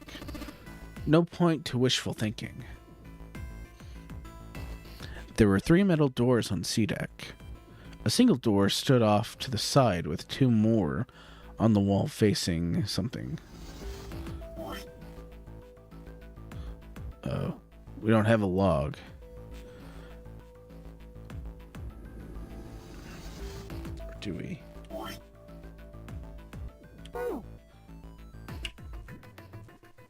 They were, however, locked like the other doors. Oh, we do have a log. A single door stood off to the side with 2 more on the wall facing the central staircase. None of them had numbers or verification devices. They were, however, locked like the other doors. No matter how much they pushed and shoved, the doors refused to move. The mountain and the lion threw themselves against them a few more times, but to no avail. The door in the back had a keyhole. Just above it was a strange mark in the shape of a circle around a dot. There were 2 other doors on C deck as well, but it was clear they were elevators, as each had a button next to it with an upside-down triangle. They tried pushing the button. No response. Apparently, there was no power running to the elevators. To the left of the elevator doors was a card reader. The card reader also had a strange mark on it. It looked like a lowercase h with a dash drawn across the stem of the H. Junpei stared at it for a while. It's a symbol of Saturn. It's an astrological symbol. Then the mark on the other door, think of it as, I think it was the sun symbol. They had seen the same symbols on A deck. There was a door on either side of the stairs.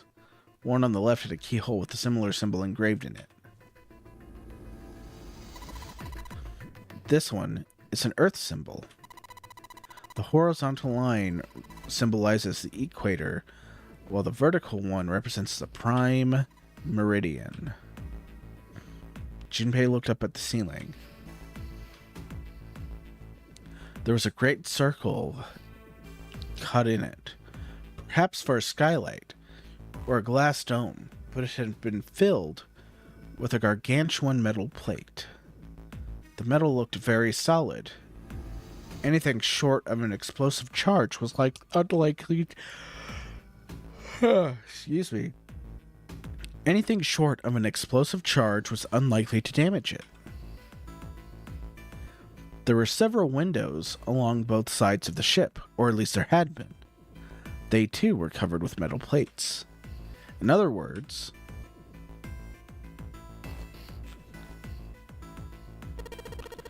we're trapped. All the exits go nowhere. Junpei was not happy. The girl with pink hair spoke up. Well, I'm sure they go somewhere. We just can't open them. Then the mountain spoke. You don't know that. For all we know, they just open into walls. Take us in circles. The prince did not agree. No, I'm sure they go somewhere.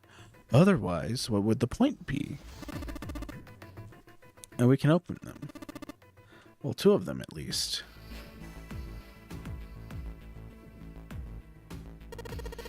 You mean the numbered doors?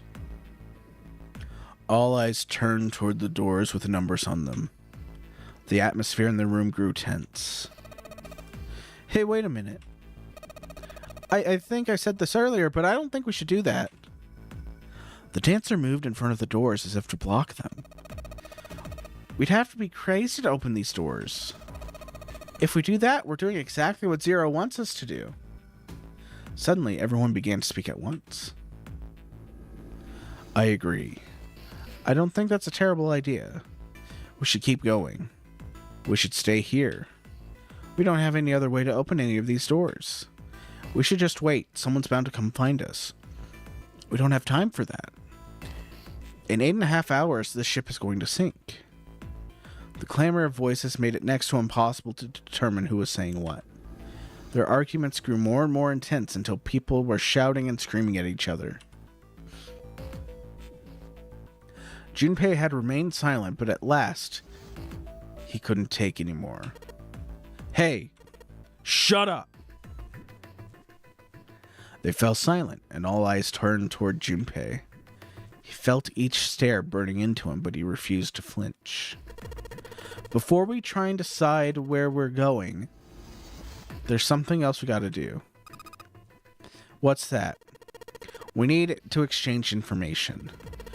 We don't know anything about each other. I want to know who you guys are.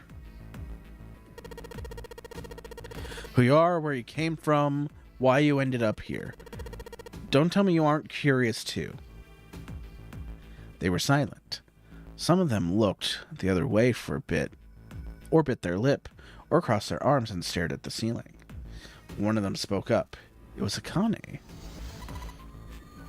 I agree. I think Jumpy is right. Jumpy? Oh, I'm sorry. I'm talking about him. I just call him Jumpy. His name's Junpei. She pointed towards Junpei. We're childhood friends. We went to the same elementary school. Wait, stop. Don't tell us stuff we didn't ask you about. Zero's probably watching us right now. What are you going to do if he's listening in? Would that be bad? Hell yeah, it would. We don't know how much that bastard knows about us. Maybe he just picked a bunch of random people to kidnap. If that is the case, then it'd be dangerous for us to let him know too much. If Zero knows who we are, he'd go after our families. Maybe he'd tell us he had them to get to us, to do stuff, you know?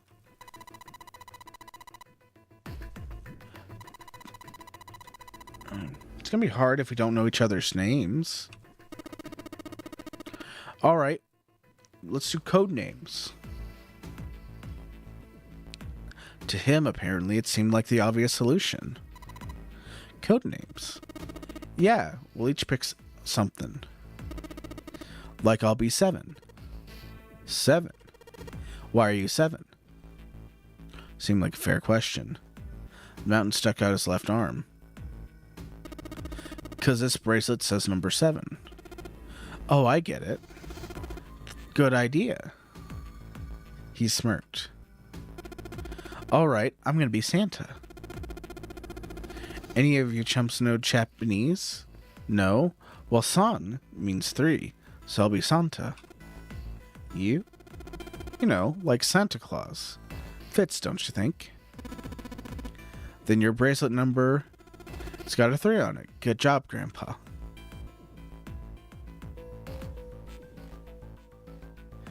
Just like the mountain had done, Silver thrust out his left hand. Sure enough, the face of his bracelet read 3. Very well then.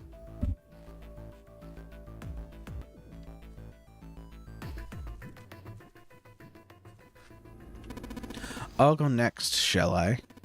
My bracelet number is 1. Given that, I think Ace seems appropriate.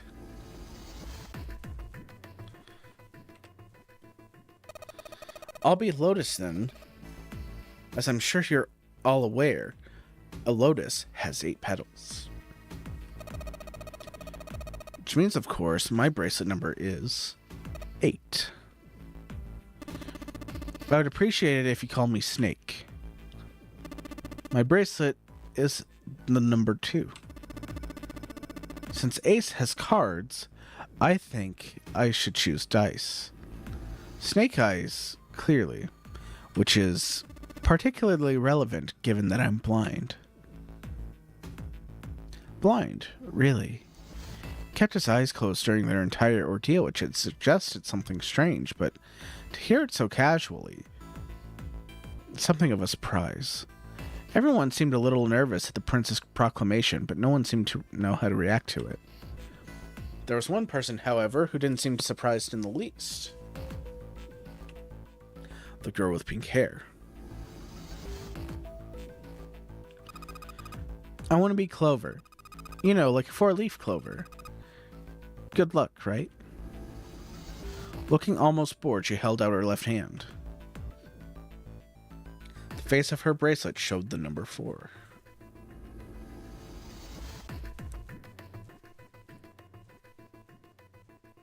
They'd come around to Junpei. He held out his bracelet. Hang on.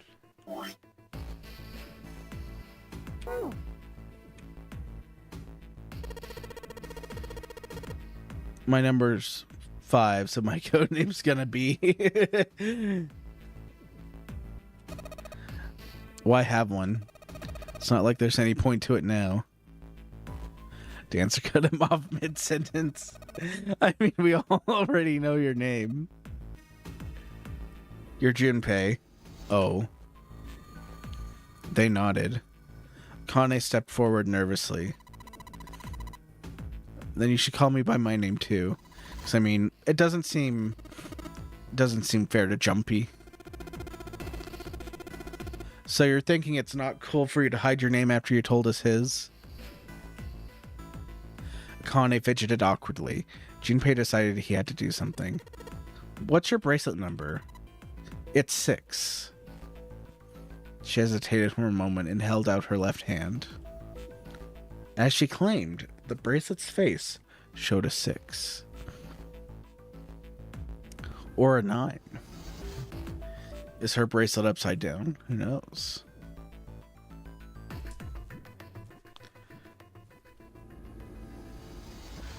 Junpei looked at it for a moment and thought. Why don't we call you June? June. Yeah, you know, it's the 6th month of the year. You're June. Jumpy. Akane kneaded her hands and looked up at Junpei, uncertain. He smiled back at her reassuringly. Are you good with that? She thought about it for a few more minutes, then seemed to come to a decision. Gave Junpei a small nod.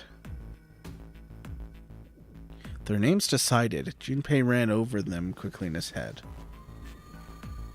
Ace, Snake, Santa, Clover, Junpei, June.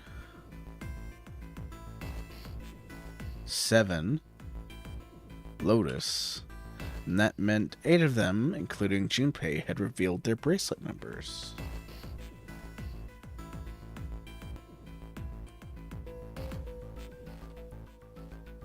There was still one person left. The man with the glasses and hair like a bird's nest. He hadn't said anything since they met on the stairs, and he didn't look like the sort of person who was inclined to conversation. His skin was pale, his breathing was heavy, and he was soaked with nervous sweat. His behavior seemed very suspicious, or perhaps even emotionally unstable. It was difficult to tell. Whatever the case, it seemed clear that he had only a fingertip's worth of a grip on sanity. The girl with pink hair walked up to him slowly. She put her hands on her hips and eyed him suspiciously. "What number are you?" He didn't answer. His bloodshot eyes twitched from person to person. His breaths came in hot pants.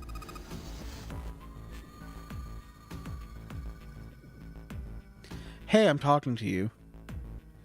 The man licked his dry lips with a shaking tongue and spoke with a voice like old paper. "Isn't it obvious? There are 9 people here. You know what numbers 1 through 8 are? I'm the only one left, so you're 9. Yeah." He extended a trembling arm. The bracelet did indeed say 9, or does it say 6? Clover looked at it contemptuously. "What's your code name?" "Code name? What do you want us to call you?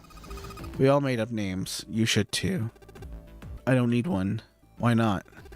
"Because I'm not going to stay here with you." He took a shuddering breath and exhaled. Clover looked at him with something very similar to disgust. "You got some sort of plan?" "I do." "Yeah, what's that?" "You sure you want to know?" "Yeah." "All right. Let me show you. I'm going to do this."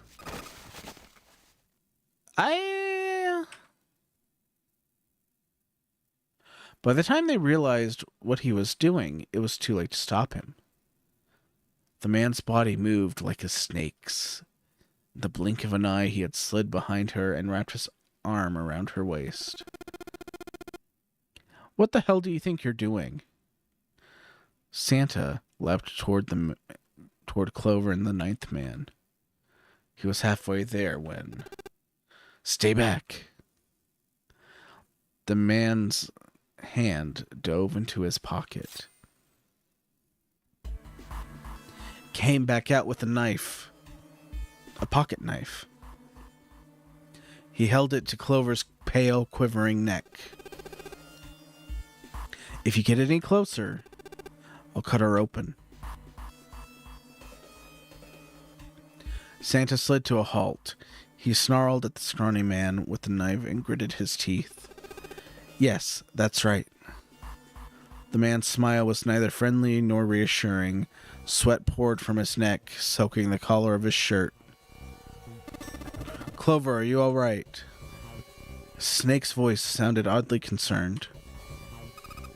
"Yeah, I'm fine." Her voice shook, making her words even less convincing. "What the hell are you trying to do?" "I told you. This is my plan." "What are you going to do to her, you sick son of a bitch?" "Don't worry. I'm not going to do anything to her. If she just does what I tell her to do, I'll let her go." He started to move backwards, slowly keeping his grip on Clover. Keeping their distance, Junpei and the others followed. Eventually, the man reached the wall. He gave a start as his back touched it, then glanced around quickly and spoke. "Verify." The left. Look on your left. Do you see the device on the wall? Place your hand on the scanner panel, the round part. What if I don't? The man's nostrils flared and he looked like he was about to choke. Are you an idiot? What do you think? I could slit your throat right now. I'll kill you if I have to. All I need is your bracelet. Just do it. Do it now. He pressed the knife against Clover's neck hard. Slowly, she stretched her hand out toward the device. Her back was to it, and she had to feel around for a moment before she found the circular panel. It made a cold electronic noise, and on the display above her hand, an asterisk appeared. So that's how it works, Junpei thought to himself.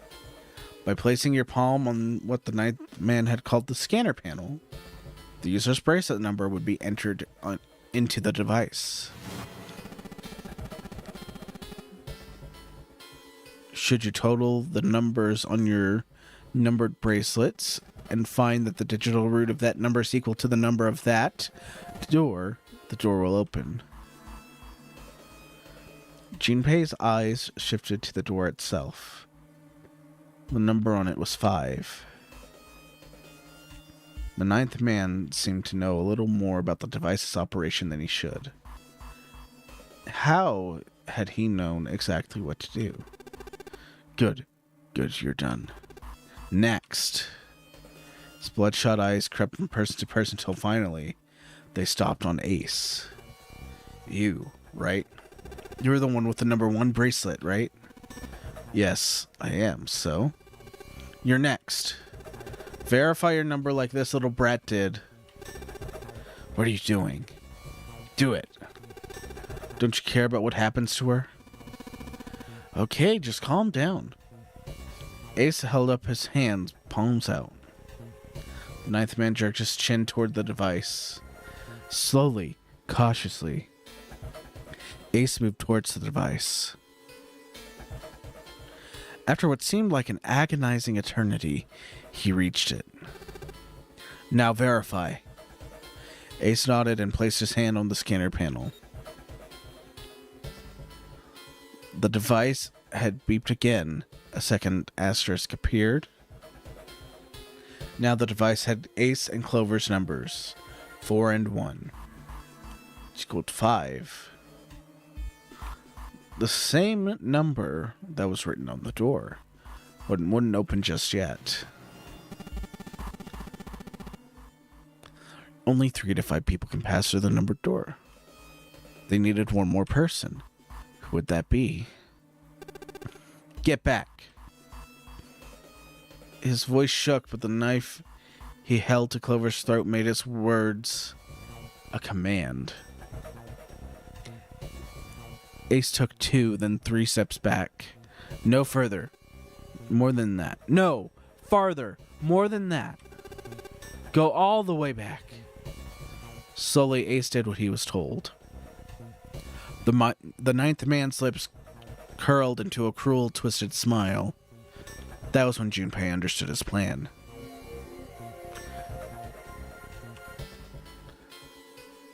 Four plus 1 plus 9 would be 5. In other words...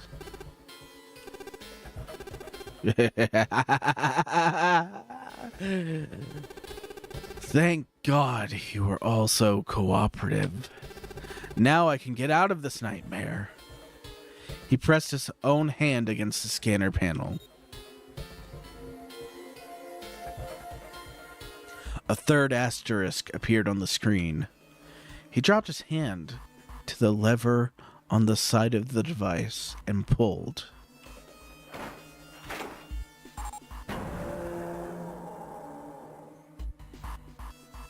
The door opened with a heavy metallic groan.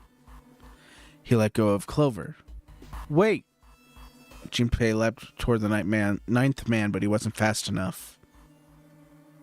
The man shoved Clover and hopped through the door. Okay, have a good one, guys. I'm going off ahead now. Well then, goodbye. He raised his hand and waved, a twisted smirk on his face. Then he was gone. The door ground shut. The dull clang of metal on metal. Clover, are you all right? Snake ran to Clover's side as she lay on the floor. Yeah, I'm fine. She climbed unsteadily to her feet, and once there, she leaned heavily on Snake's shoulder. Junpei ran to the door. The others followed him. Several pairs of hands grabbed hold of the handles and pulled. They grunted and strained, but... shit. It won't budge. That was when Lotus, the dancer, spoke. Her voice was quiet. Do you hear something? Like what? Like beeping. Junpei pressed his ear against the cold metal of the door. The others did the same. You're right. I can hear it too. What is it? Then they heard something else. It was the ninth man. Shit! Why isn't it stopping? God damn it. You lied. Lied? This wasn't supposed to happen. This is wrong. This is wrong. His voice shook with fear. Safe on the outside, they stepped back from the door and looked at one another. What's happening in there? Open the door. Please. I'm begging you. Help me. Please get me out of here. Get me out of here. Junpei grabbed hold of the device. Slammed his hand against the scanner panel. Nothing happened. Why didn't it register him? He looked on the display where the asterisks had shown up. It said, engaged. Oh my god, there's no time left. Listen, I was lied to. He lied to me. He put me in here. It was him. He killed me. It was him.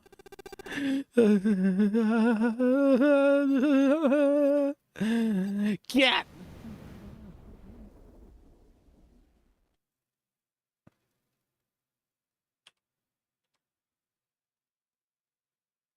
The explosion rocked the room. Instinctively, they ducked, then stood up. When they realized there was no danger, no one spoke. Silence filled the room. In that silence, the electronic tone that echoed across the room sounded as loud as a gunshot. All eyes turned toward it. It had come from the device mounted next to the door. The display changed from engaged to vacant. Let's see if we can open it. 7. The mountain swallowed hard. Junpei nodded and placed his hand on the scanner panel. A red asterisk appeared on the LCD panel. The device had registered his bracelet number. It was not enough, however. At least 2 more people were needed. Junpei asked, which pair? We want Snake and 7. Do you think you could give me a hand here?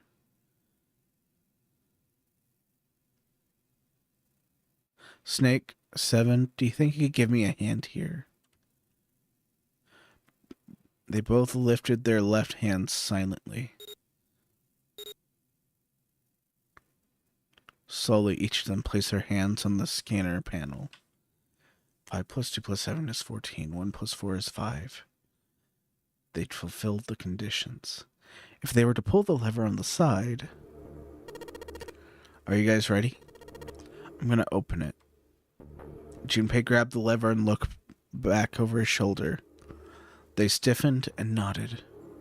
Junpei nodded back and let his mouth set his mouth in a grim line. Slowly, He lowered the lever.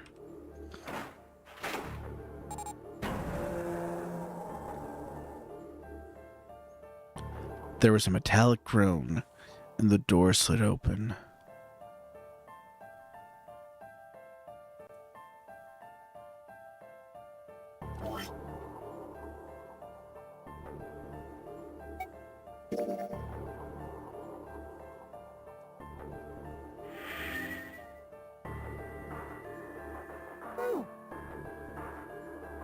A breath of air drifted out of it, carrying the stench that nearly made them gag. Junpei grimaced and put a hand over his mouth. Oh my god. Good god. Lotus and Ace shuddered. Seven grunted. That's pretty bad. Even Santa's voice shook.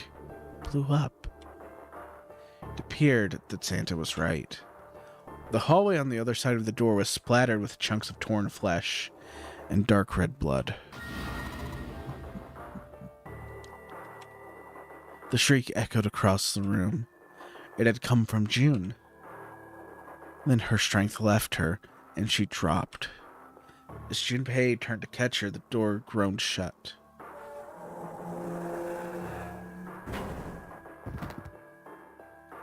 She crumpled to the floor. June, are you okay? Junpei dropped to his knees and put his arm around her shoulders. That was when he noticed. Her whole body was feverish. She was radiating intense heat. Where'd this fever come from? She didn't answer. Her face looked like wax. Her whole body began to shake. Let's just rest here for a minute, okay? You think you can walk? She nodded weakly. Junpei lifted June to her feet and guided her to a nearby chair. Here we go. As gently as he could, he set her down in it. How are you feeling? Are you all right? She nodded, and as she did, a single huge tear rolled down the side of her face. Why? Why did this happen? Her voice cracked, broken by misery and grief, and choked by sobs. Why did this happen? Junpei spun around. Do any of you know what the fuck is going on around here? Who's Zero? What is this nonnery game? Come on, anybody? Anything? What the hell is going on? What are we doing here? No one spoke. Ace, Santa, Clover, Seven, and Lotus. They simply stood there. 7 pairs of downcast eyes and 7 grim lines for mouths. June's body shook with silent sobs. They slowed as the minutes ticked by and eventually stopped.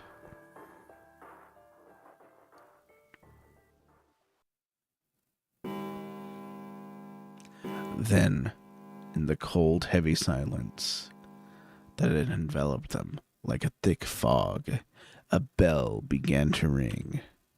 The clock in the central hall. 7, 8, 9, 10 times. And then on the 10th ring, it stopped. The sound of the bell faded away into silence.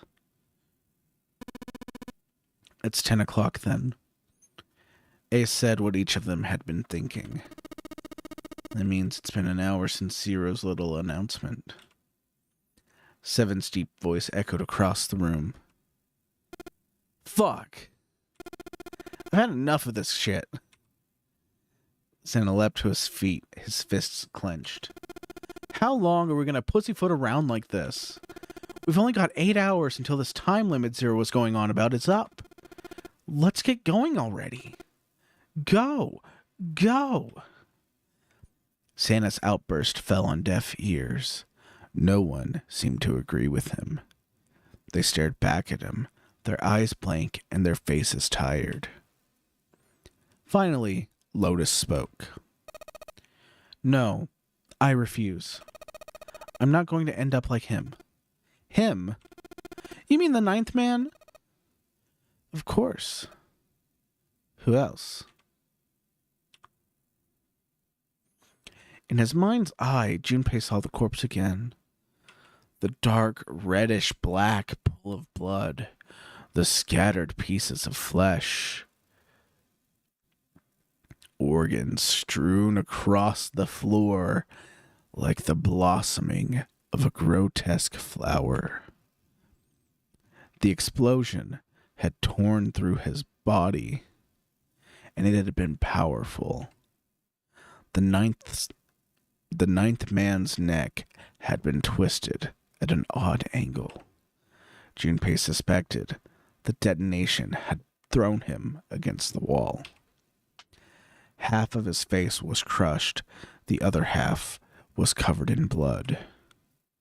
Most of his abdomen had been empty either by the explosion or by gravity. He had landed on his back, and stark white ribs jutted out of his chest, like the legs of some macabre crab. Junpei felt something flip in his stomach. I think he just screwed up. Eyebrows went up and Santa continued. He probably set off some sort of trap and He probably set off some sort of trap and that killed him. I'm not going to screw up like that. I'm getting out of here alive. Whatever Snake was laughing at, Santa did not find particularly humorous. What's so goddamn funny? My apologies, you were just so very confident. I couldn't help myself. What the fuck? I think you've mistaken the situation. The ninth man's death had nothing to do with a trap, or at least not the sort of trap you imagine it did. Then he broke one of Zero's rules. That was why he died. Quite simple, if you think about it. You still don't? Alright. How about you take a moment to think back to what Zero said? Specifically, what did he say about the number of people? He said only 3 to 5 people can pass through one numbered door, right? And after that, you've forgotten the relevant part. What did Zero say? Santa furrowed his brow in thought. Junpei thought back. Zero said that only 2 people could go No, I didn't. I meant to scroll down. No, wait, that was wrong. It was on the tip of Junpei's tongue when Lotus beat him to the punch. All those who enter must leave, and all those who enter must contribute. That's what the letter said. In other words, no less than 3 and no more than 5. Exactly. Snake inclined his head towards Lotus. The ninth man, however, broke that rule. He tried to pass through the numbered door by himself. That is why he was executed. Then Zero's watching us from somewhere, making sure we don't break any of the rules. Oh, I'm not so sure of that. Why not? Because this execution system is entirely automatic. You didn't notice? There's no need for him to monitor us. What do you mean?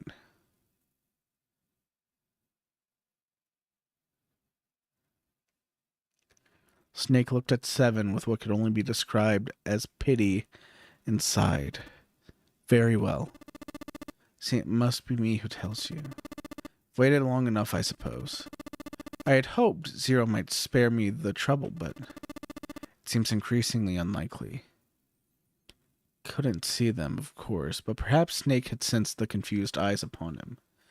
When Ace spoke, he gave words to everyone else's thoughts. Do you know something? Well, I know a great many things, but yes. What is it you know?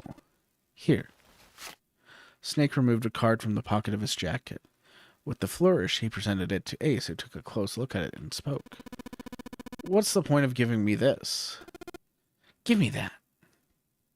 Santa snatched the card from his Ace, but his expression of disgust quickly turned to one of confusion. Huh. Hell is this? Seven tugged it out of Santa's hands. I see. The card went from Seven to Lotus to June, and finally to Junpei. He looked at it and understood. This is Braille. Braille, the written language for the blind. The card was covered in small embossed bumps. Junpei could recognize it, but he couldn't read it. Sorry guys, I can't read this. Junpei handed the card back to Snake, who nodded at him with a small smirk. Okay, that was fun. What's so important about that card? I found it in my pocket. I can only assume it's a message from Zero. From Zero?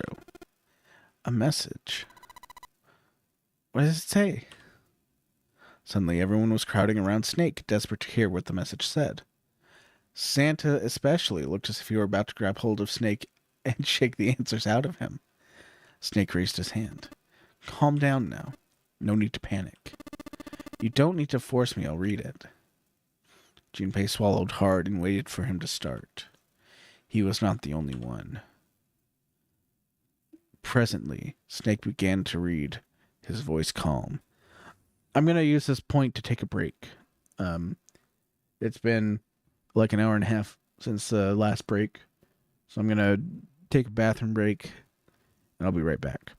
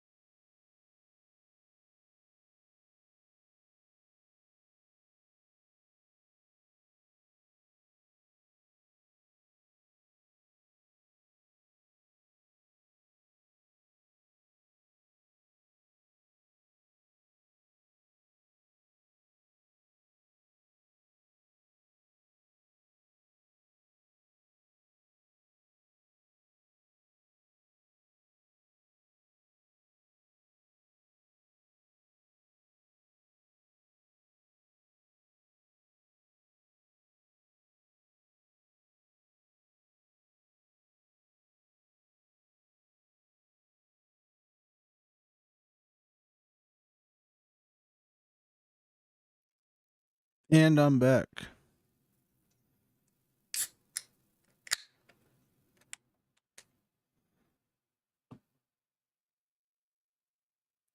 His fingers glided over the glided feels like a weird word right now. His fingers glided over the tiny bumps as he spoke. Bracelet number 2. Since you are not blessed with sight, I shall bless you, and only you, with information. I shall tell you the function of the red and the dead of the bracelet. The red is the recognition device. It will verify your number. Beside every numbered door, you will find a red. The dead is the deactivation device. It does exactly what it says. Once you have passed through the numbered door, you must use the dead to stop the detonator in your bracelet. Perhaps you are wondering, what does this detonator detonate? I'm afraid this may be something of a surprise.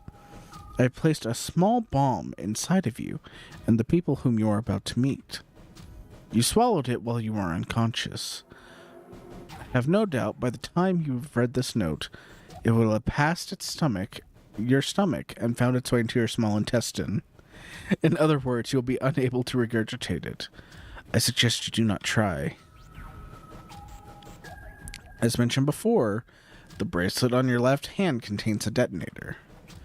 Think of it as a remote fuse or timer for the bomb in your body. There is only one condition which will cause it to detonate. That condition is that you enter a numbered door. Once you have done so, the timer will activate, no matter who you may be. You will have 81 seconds. If after that time the detonator has not been deactivated, it will send a signal to the bomb in your body instructing it to explode. In order to deactivate the detonator, every person who used the red must also verify their numbers at the dead. Yeah, I'm playing the best version. I went through a bunch of stuff earlier you may have missed. I covered what the new version looks like on Steam, and then I showed a little bit of what the AI Nirvana Initiative version looks like. See. Once all numbers have been verified by the dead, you will need to pull the lever at its side and the countdown will cease. Anyone who does not verify their number at the red will find themselves unable to verify their number at the dead. That is to say, should you pass through a numbered door... Yeah, it's just the first room, but it's still really funny because it's everything. It really does. Like, they reference Ever 17 a lot in Nirvana Initiative. It's really crazy. That is to say, if you pass through a numbered door without first verifying your number at the red, in 81 seconds, you will be dead.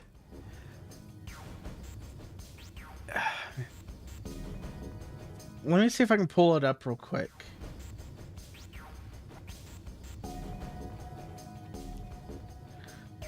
Let's see.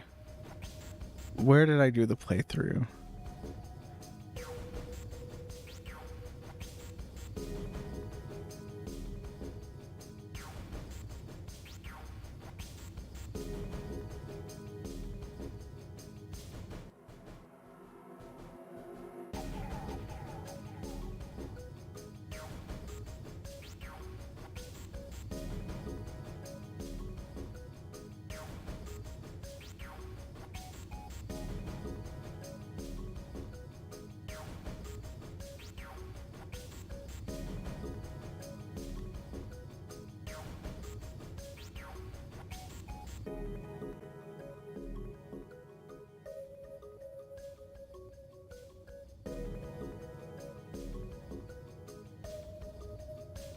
I remember there being Ever 17 references in Aini. I just don't know. I remember them being a little subtle though.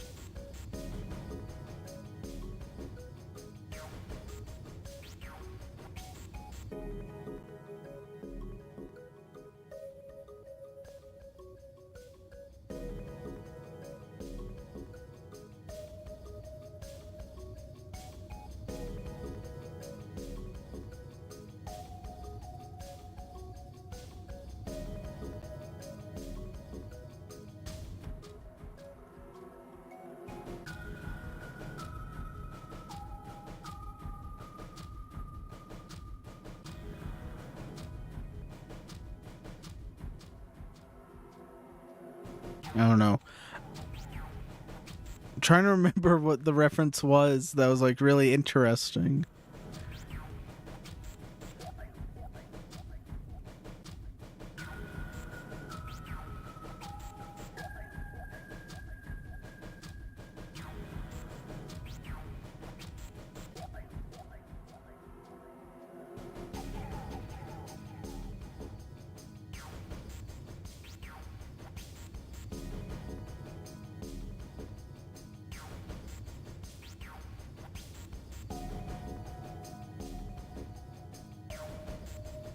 It wasn't about the retina display.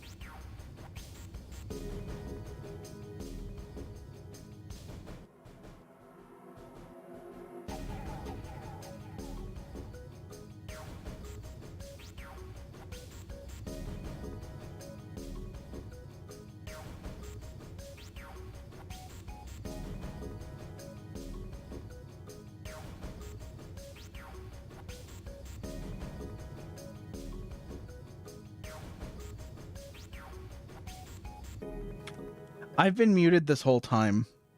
I don't know how long I was muted for. I pressed a button and I muted myself. I don't know when I did that.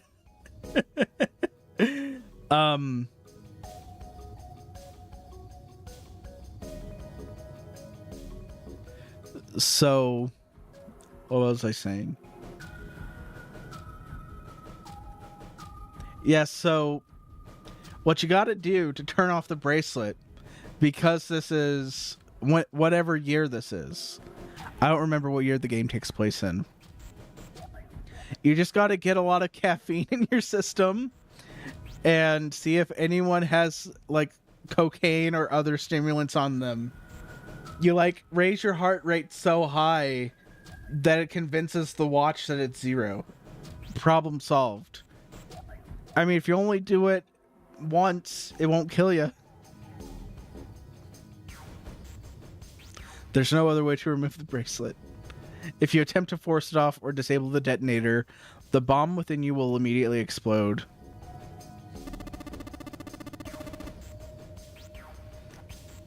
This is all the information which I can impart to you.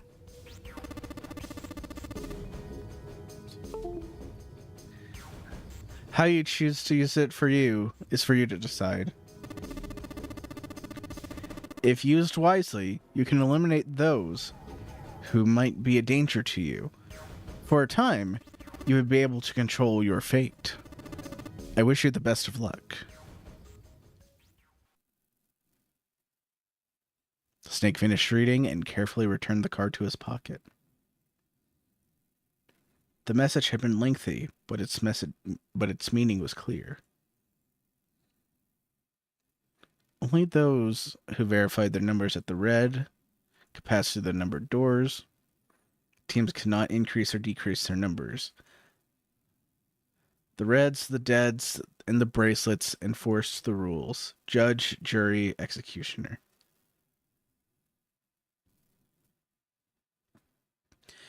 In defiance of Zero's suggestions, both Santa and Seven put their fingers down their own throats and began to gag. The rest stiffened. Some touched their stomachs. Some simply stared at their bracelets. Junpei gingerly touched his stomach. There was a bomb inside of his body. The thought of it made him queasy. His stomach felt oddly hollow, and his legs were weak. The other thing you can do is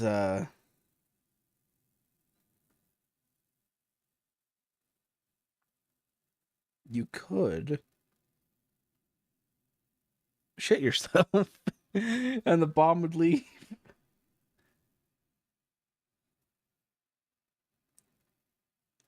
I wonder what would happen if that had become like a plot point.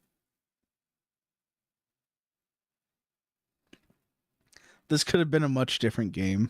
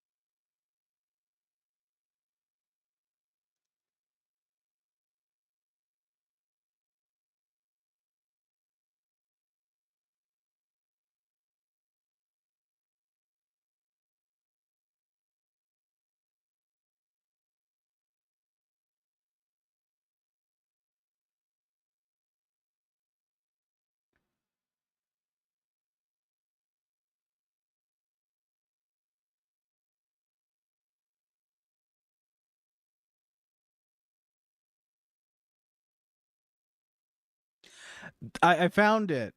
Arsum, if you're still there, the reference I remember, I checked again. It's that Reika works at Taif Blau.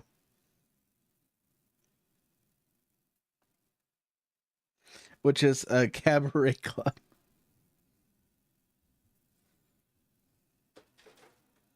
that was the AI Somnium reference to Ever 17.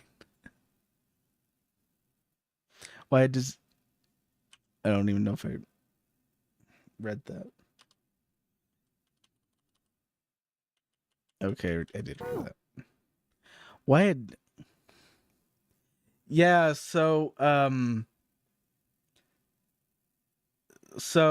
Date in Somnium Files 2 is constantly like going to see this woman named Reika, and she works at a restaurant called Taif Blau. It's a cabaret club. so so that was like the little nod to the original game. Yeah, that's the reference. But it convinced me. It convinced me. I was like, okay, maybe there's like a lot more hidden stuff about Ever 17 in AI 2.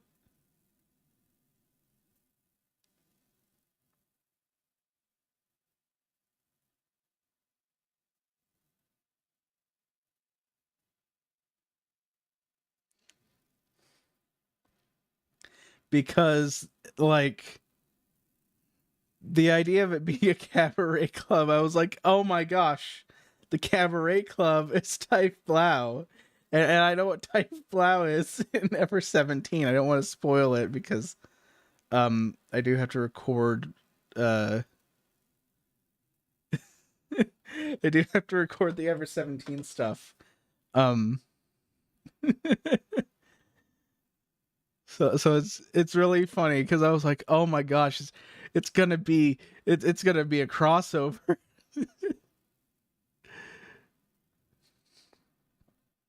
Why had Zero designed such a ludicrous game? Junpei looked over at the others. I'm gonna ask one more time. Do any of you know anything about Zero? They were all silent, each person waiting to hear what the others would say. Santa spoke. Because he knows about Zero, he knows the most about Zero. He's speaking first. He's like, "Oh, I don't want any misconceptions about the guy. I mean, I actually know his secret plans." That's what happens. The first person to speak about something that no one else should know about. They did it. They did it. I actually saw him. I saw him when I got grabbed. I didn't see his face though. He was wearing a gas mask. There we go. How did you know he was wearing a gas mask? No one else knew. What the hell? Give me something. A surprise or something. Instead, it was Santa who looked surprised.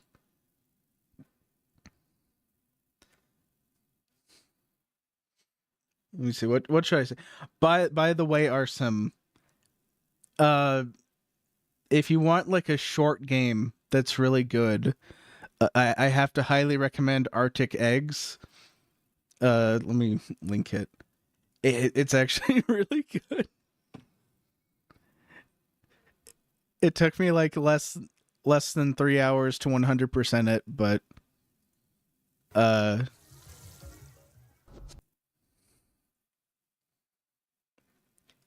it's a good. I would consider it very close to a visual novel.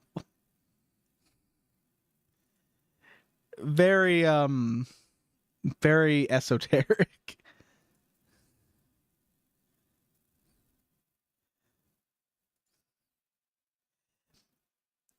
It is a walking sim, but it does have gameplay. The gameplay is that you cook eggs in a frying pan, and you use your mouse to do the frying pan. You can use the controller too. But yeah, just walk around a place, feed people that are hungry.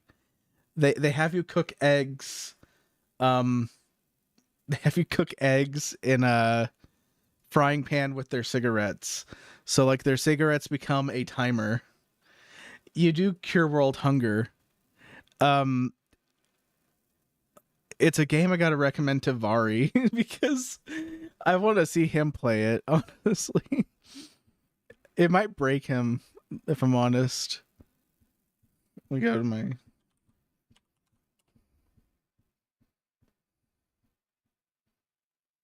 Oh, good, it's muted. It's great. It is very goofy. Let me go to my own channel.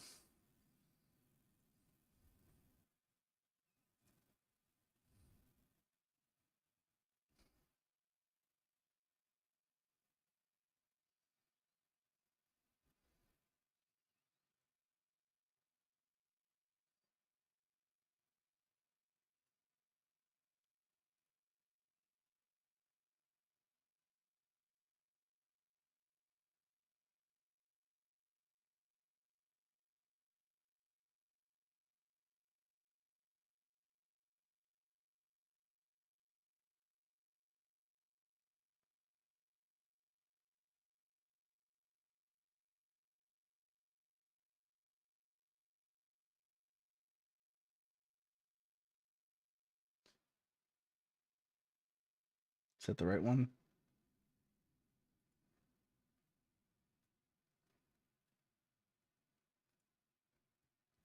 I never do studio mode right anymore.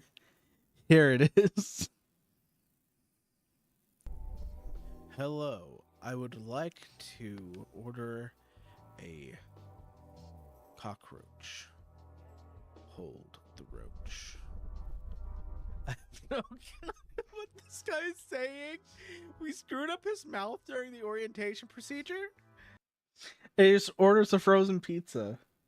He orders a frozen pizza afterwards. It's great.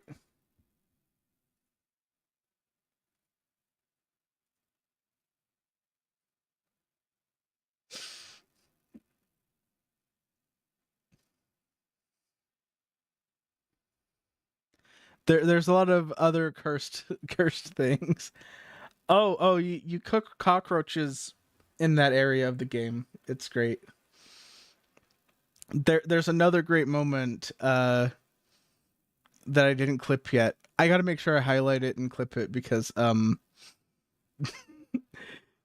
because you go into a club and this guy wearing a military uniform is sitting with a girl and he's talking about how there's too many military people around and she just says that he should off himself when the bass drops, like explicitly. It is so insane. And there's like several times people mention that their girlfriend is Polish or something, and there's stuff about flamingos. There's the lore to the game. It's great. So yeah, Arctic Eggs, good game. Boop. I did it right that time. All right. Yeah.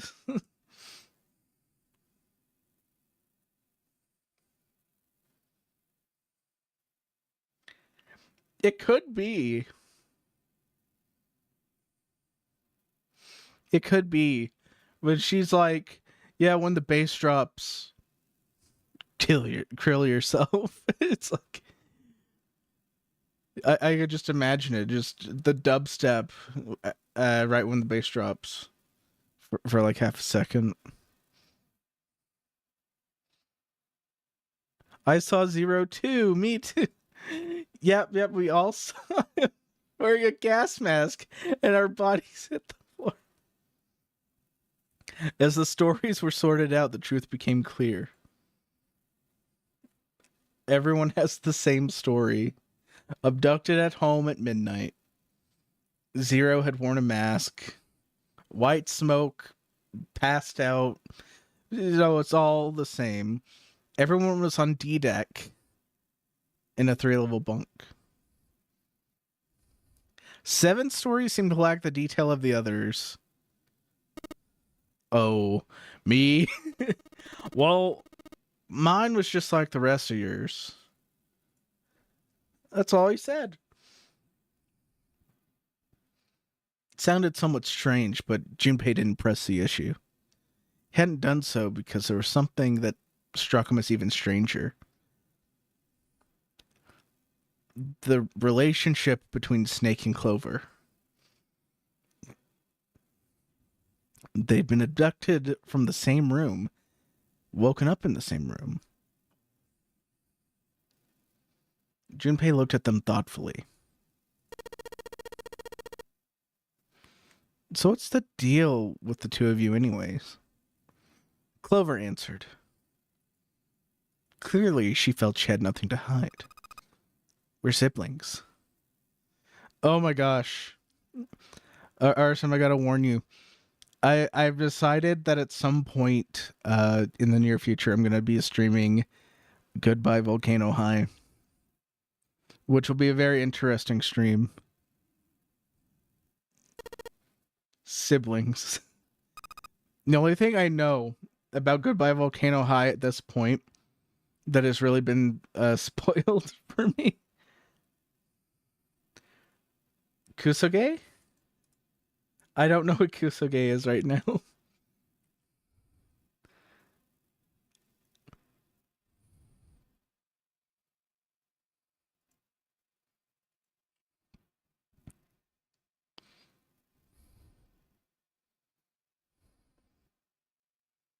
Oh. I know what it means now.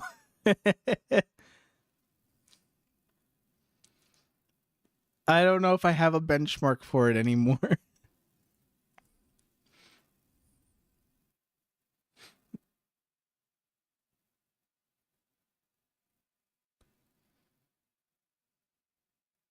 I know what it means. I got a refresher. Like, it just hit my brain. I was like, wait, I know what that means. But no, the only thing I know about Goodbye Volcano High for sure is they use the word sib, and it's very awkwardly used.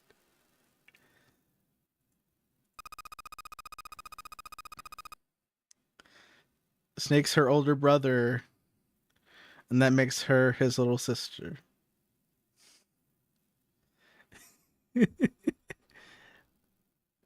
What was the thing?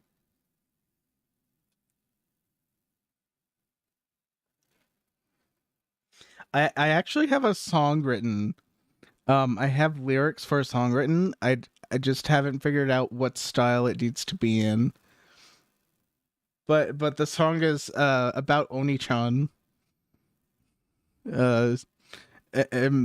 Just having a very loving Oni-chan who watches every little thing that you do. I thought it would be very funny if I could get it in the right style. Part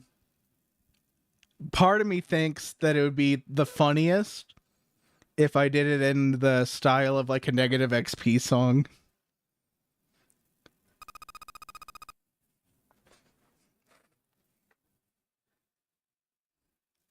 What's hard to understand?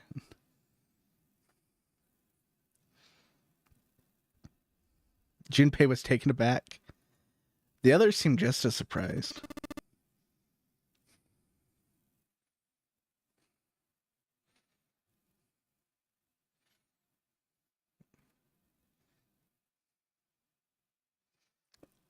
Yeah, like the thing is, I have a wide range of like, I have points in singing where my voice actually doesn't sound horrible, where I could actually sing a song. But I have points where it would be really bad. I mentioned it earlier in the stream actually. The song Weezer, a song by Weezer called "The Sweater Song." They have a part in the second verse. I need a drink of water for this.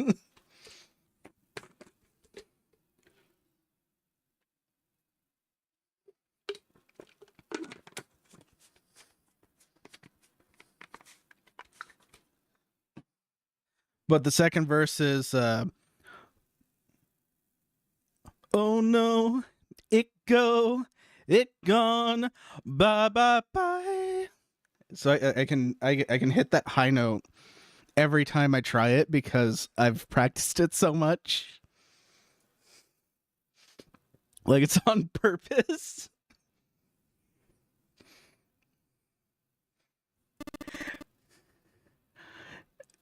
Yeah.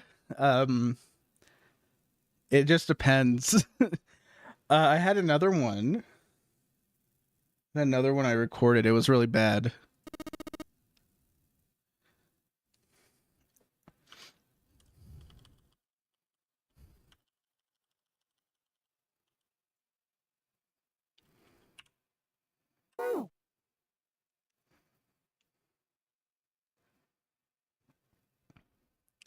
Oh yeah, sustained would be nearly impossible for me. There's like certain vowels I could hold, I think. But I know when it comes to anything with a lot of dynamic range I'd be really bad because um part of me wants to like do a cover of a Deer Hunter song, but the range in pitch that he goes through for it is just something I cannot imitate because what is it? He starts like where my pitch is right now, just talking, and then he goes way higher.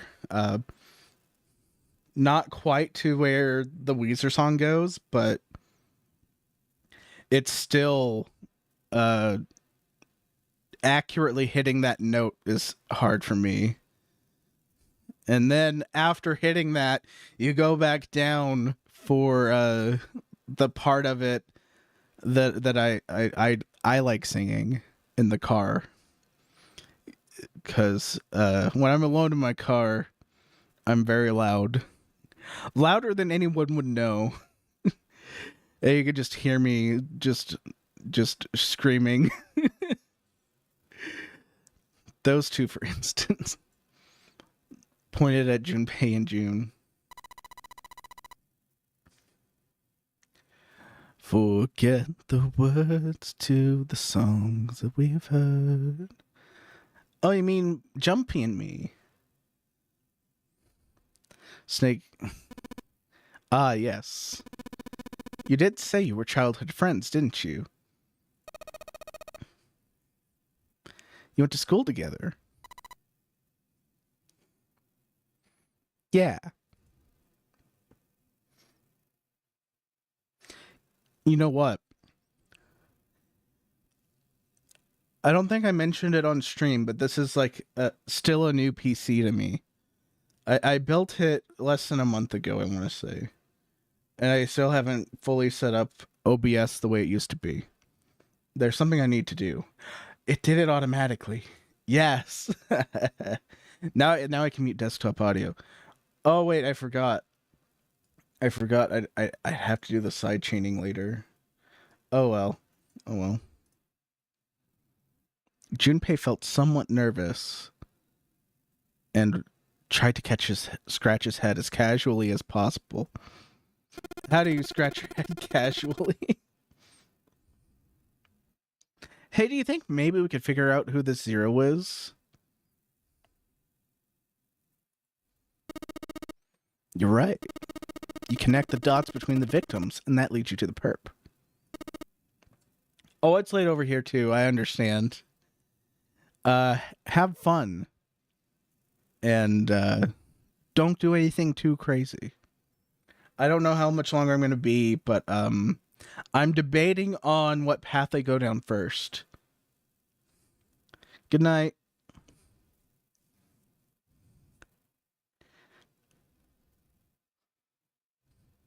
Connect all the dots, between the victims, and that leads you to the perp. It's textbook.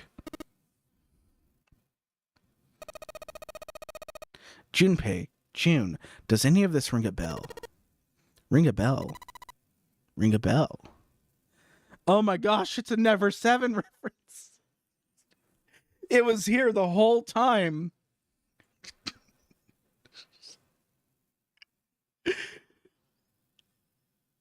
It was a Never Seven reference the whole time. The whole game was a Never Seven reference.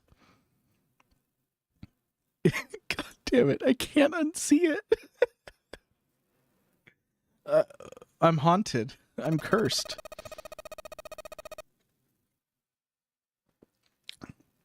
Perhaps you went to school with the son of a multimillionaire. A millionaire? Son? It's a Never Seven reference. I said that. And then it got worse. I didn't know. I didn't know. I wasn't aware. Oh man. No, Arsem's got me curious because I didn't hear it myself.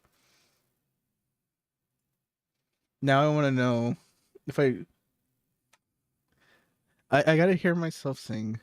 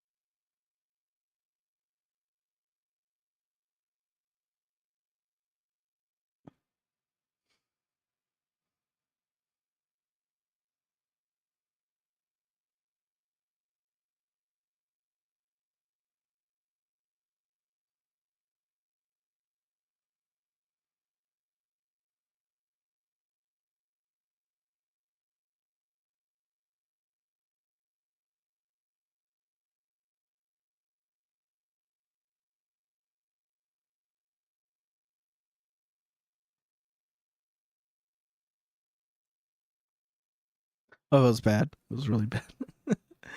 All right. Well, anyways, I'm gonna minimize everything else.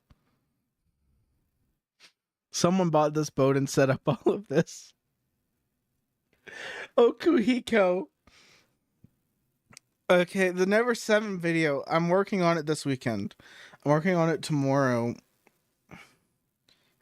Okuhiko goes crazy in like the not canon endings, but every ending is canon for Never Seven. This is the timeline where everyone pulls the April Fool's joke on Okuhiko. This is the Okuhiko Cure timeline.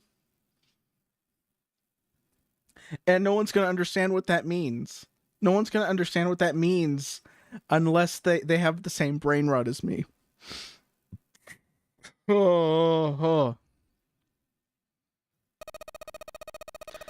Zero must be incredibly rich.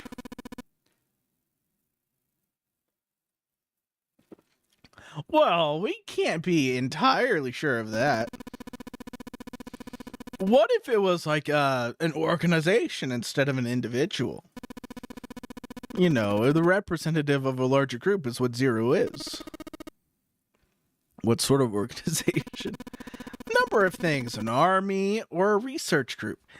Why would you mention a research group specifically? Why would it be a research group? Some sort of psychological experiment. It's a pretty fucked up experiment. A guy's dead already. Come on. The word dead hung in the air, heavy and ominous. I mean, if it was a psychological experiment, the guy wouldn't actually be dead. He would have just been like, help me, I'm gonna die. I've been lied to, I've been swindled and scammed and bamboozled, I'm gonna die.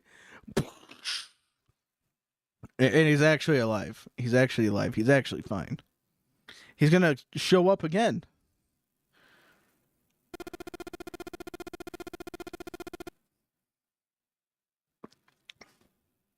I don't know who the hell the Zero asshole is, but I know for sure he's got to be a pretty fucked up in the head kind of guy.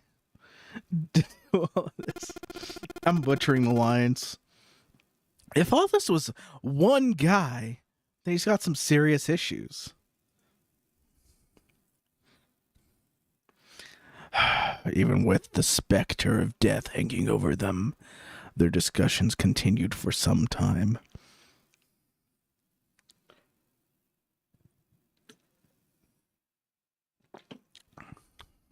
In the end, however, they learned nothing. But now I have that song stuck in my head. The song I was gonna do like karaoke to earlier. It's stuck in my head because I didn't actually do karaoke to it. The audio didn't play, but it's stuck in my head.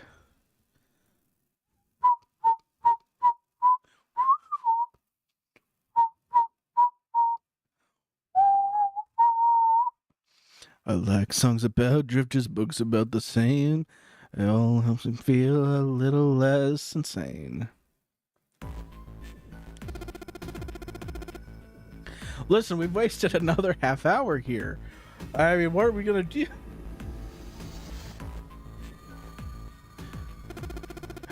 We got 7 hours left. That's like less time than Ethereal sleeps in a night. Man. Are you sure you just want to sit around? As life gets longer, all feels softer, and it feels pretty soft to me. Very well then. Only one way for us to proceed.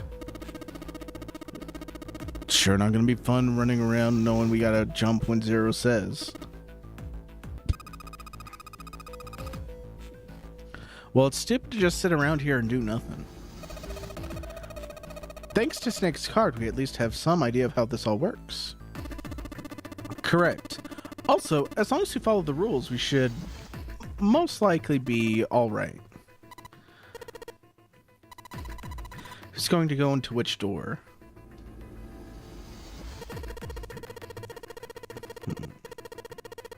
All 8 of us can't go through the same door. Then it would seem we have to split up. Wait. Lotus looked terrified. I'm telling you now, there's no way in hell I'm going through door 5. Don't be selfish. Call me whatever the hell you want. I'm not going in there.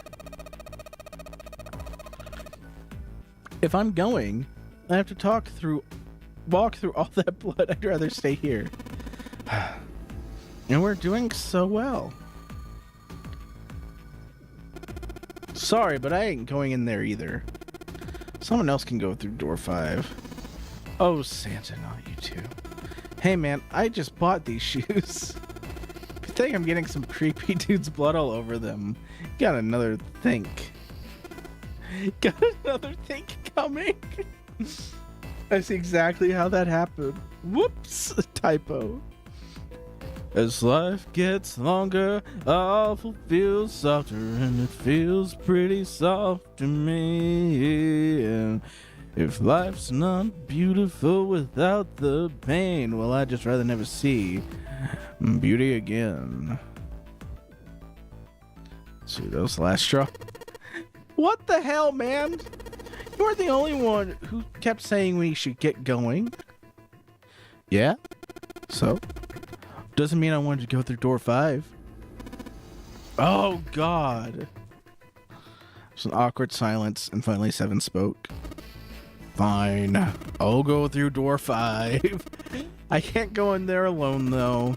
Anyone else willing to come with me? Another long silence. This time Snake was the one to break it. I'll go. What? Don't worry, you'll be fine. We may part now, but I'm certain we'll meet again later. How do you know that? 'Cause I do. That's not an answer. If you're going, I'm going too. I'm going to door number 5. What am I going to do with you? There's nothing you have to do. Ace stepped forward. If I join you, the problem is solved, correct?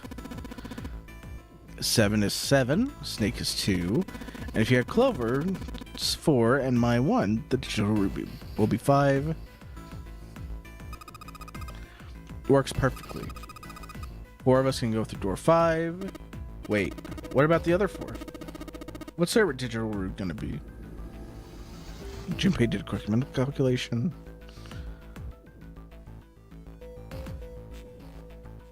9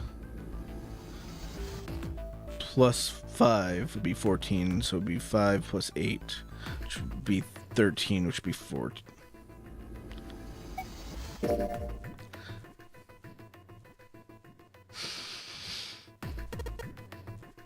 It's 4. Add up our 4 bracelet numbers and the digital root is 4. Then we can go into door 4. Yeah, that worked out well. 4 people would go into door 5. 7, Snake, Clover, and Ace. 4 people would go into door 4. Lotus, Santa, Jin, and Junpei. Junpei had to ask himself if the team was what he really wanted. Beyond door 5 was what remained of the 9th man. He never wanted to see that thing again, but something in him said it would be unwise not to examine the corpse a little closer. Of course, if he went through door 5, he wouldn't be going with Lotus and Santa. True, it would be possible for him to bring June through door 5, but that would mean she'd have to see the horrific carnage that waited there. Junpei didn't want that. Junpei was torn. Should he stay silent and go through door 4, or should he stop them all and insist on door 5? As he turned his options over and over in his mind, Ace spoke up. Alright, then it seems we've reached a conclusion. Shall we go? Began to walk towards door 5. The others followed. Junpei decided door 4 would be fine. Alright, this is the path I'm going down. I'm going to go down the path where I go through every door with Akane. That'll be the path I go down.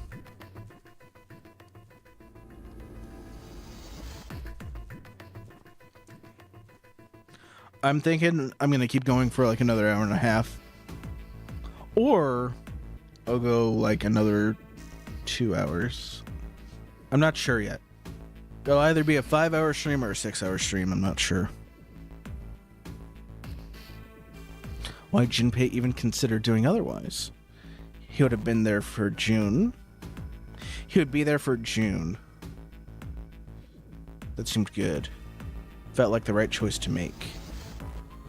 He made no shows of affection, but Junpei saw her as something more than just a friend from his childhood. He watched the other 4 walk toward their door. Ace, Snake, Clover, and 7. Junpei said nothing as they left.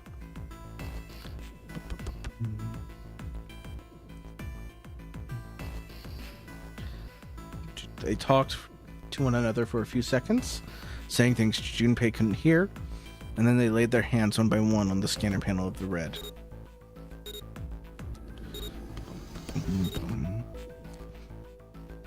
Last fair deal in the country. Last fair deal in the town. Put your gold dollars where your love is, baby. Before I let my deal go down. The door swung open, the mouth of a great, hungry beast. Beyond the door, Junpei knew lay the sad remains of the 9th man. It did not surprise him that Ace, Clover, and 7 hesitated. The body was not a pleasant thing.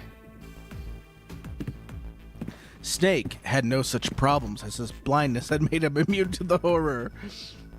He stepped through the door, his feet making a wet splack in the pool of blood. Do you intend to kill me? I assume you haven't forgotten the door only remains open for 9 seconds. Have you? Snake had not even bothered to turn around, but the other 3 steeled themselves and stepped through the door.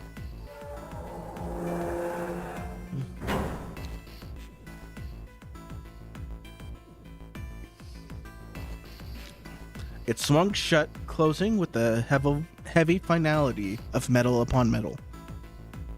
Junpei and his companion scrambled to the door. They press their ears to it in an attempt to hear what might be taking place on the other side.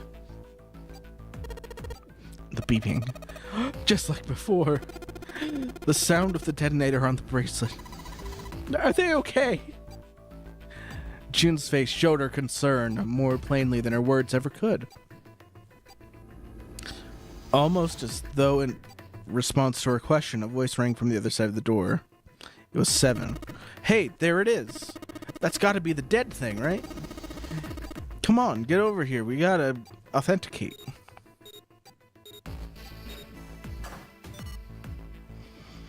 The beeping stopped.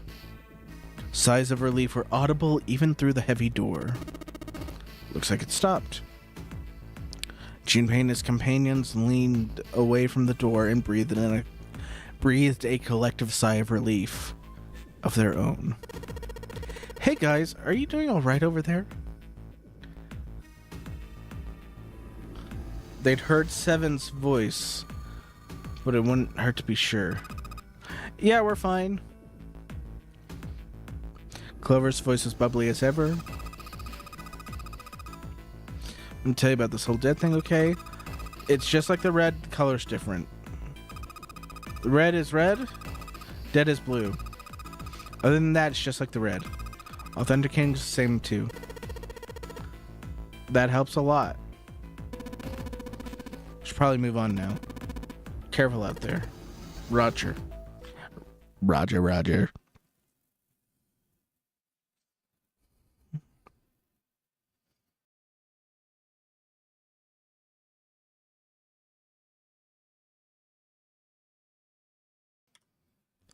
All right, heading to door 4.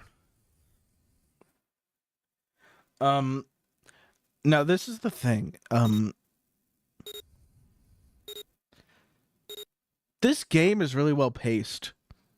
For like a first time player. The problem is if you played it before, like I have, a lot of it moves a little slow, and it's been a long time since I played it, so it's not too bad. But yeah, the biggest problem with the game, regardless of which version you play, it is like it's a slow burn. So if you're not into slow burns, probably not the game for you. Junpei grabbed the lever and turned around. Are you guys ready? Yeah. Sure. Let's go. Ready, go. It's like, we don't want to go, but you know we have to. With strength and determination, he pulled the lever.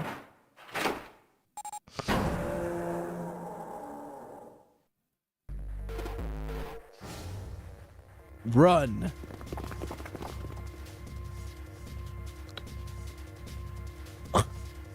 Excuse me. I didn't hit the hotkey in time. 4 of them leapt through the door together. Boom. The moment they passed through it, they each heard a cold electronic sound coming from their left wrist. The center of each bracelet had a red skull that appeared and began to flash.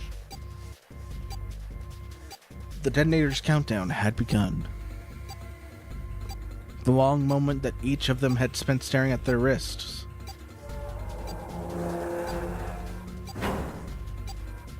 The numbered door closed behind them, the sound of metal on metal reverberating down the hallway. There was no way back now. They were committed if they did not find the device to deactivate their detonators. Hey, where the hell's Dead? How would I know? Don't give me that crap. Start looking. I already am.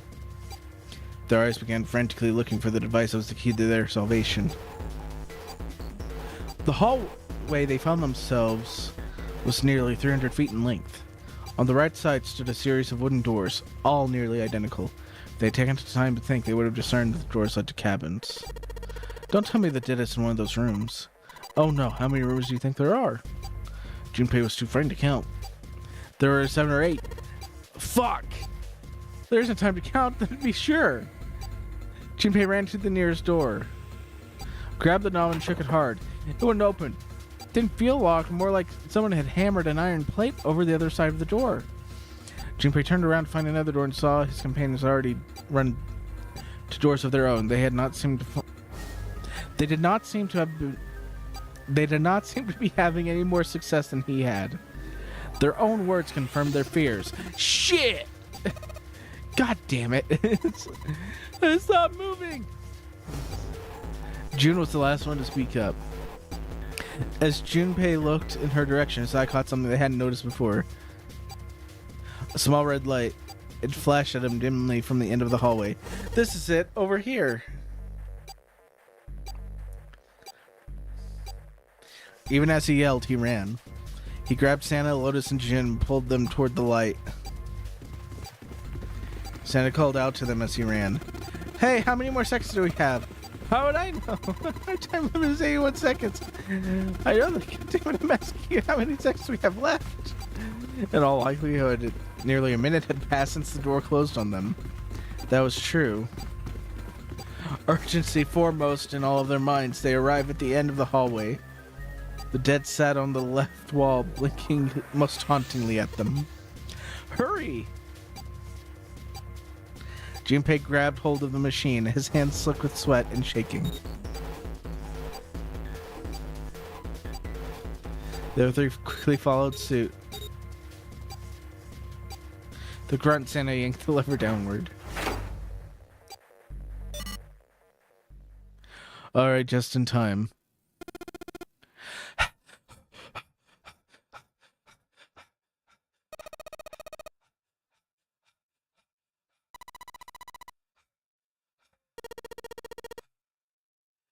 Looks like it stopped. His hand beginning to steady, Junpei wiped away some of the sweat that had beaded on his forehead. As they caught their breath, the line of 4 companions began to look around. At the end of the hallway lay a heavy-looking set of double doors. Set into the walls of the hallway on either side of the larger door were 2 smaller ones. They all needed inspecting, but Junpei began with the largest of the 3, the double doors.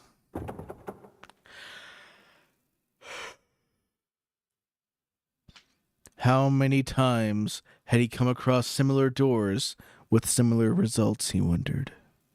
Or perhaps, he corrected himself, more a lack of results. Whatever the reason, the door remained firm and unyielding and refused to allow Junpei or anyone else passage. Down menu. Near the handle was a small keyhole. Above the keyhole was a small symbol engraved in the brass. Mail. He wasn't quite sure what to make of it.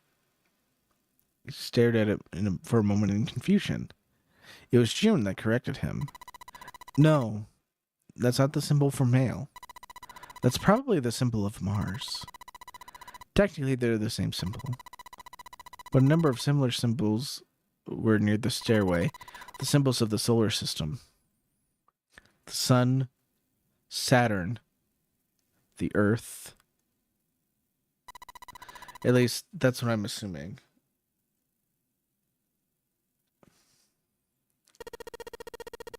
So, this isn't the male symbol, it's a symbol for Mars. I think so, yes. You know, this is a good time to point out something. I've learned from, like, readings that I've done, like, gender identity stuff is very different between, Japanese cultures and, Japanese culture and American culture.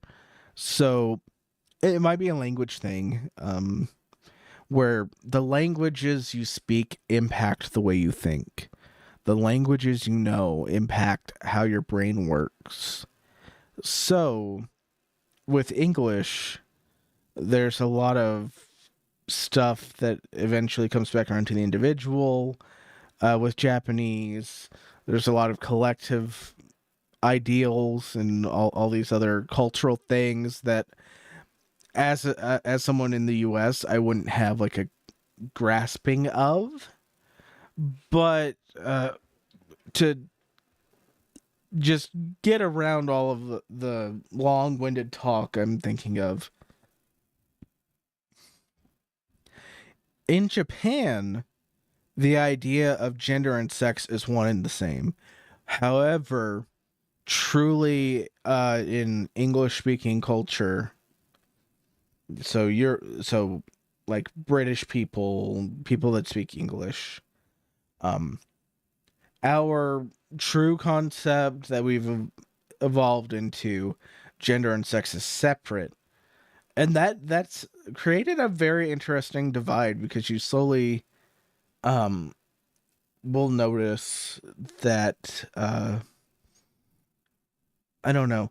I think people that are more aware of this fall into like a issue where, especially with certain issues that are brought up, they get harder to explain because no one wants to explain the difference between a male and a man. They're two different things.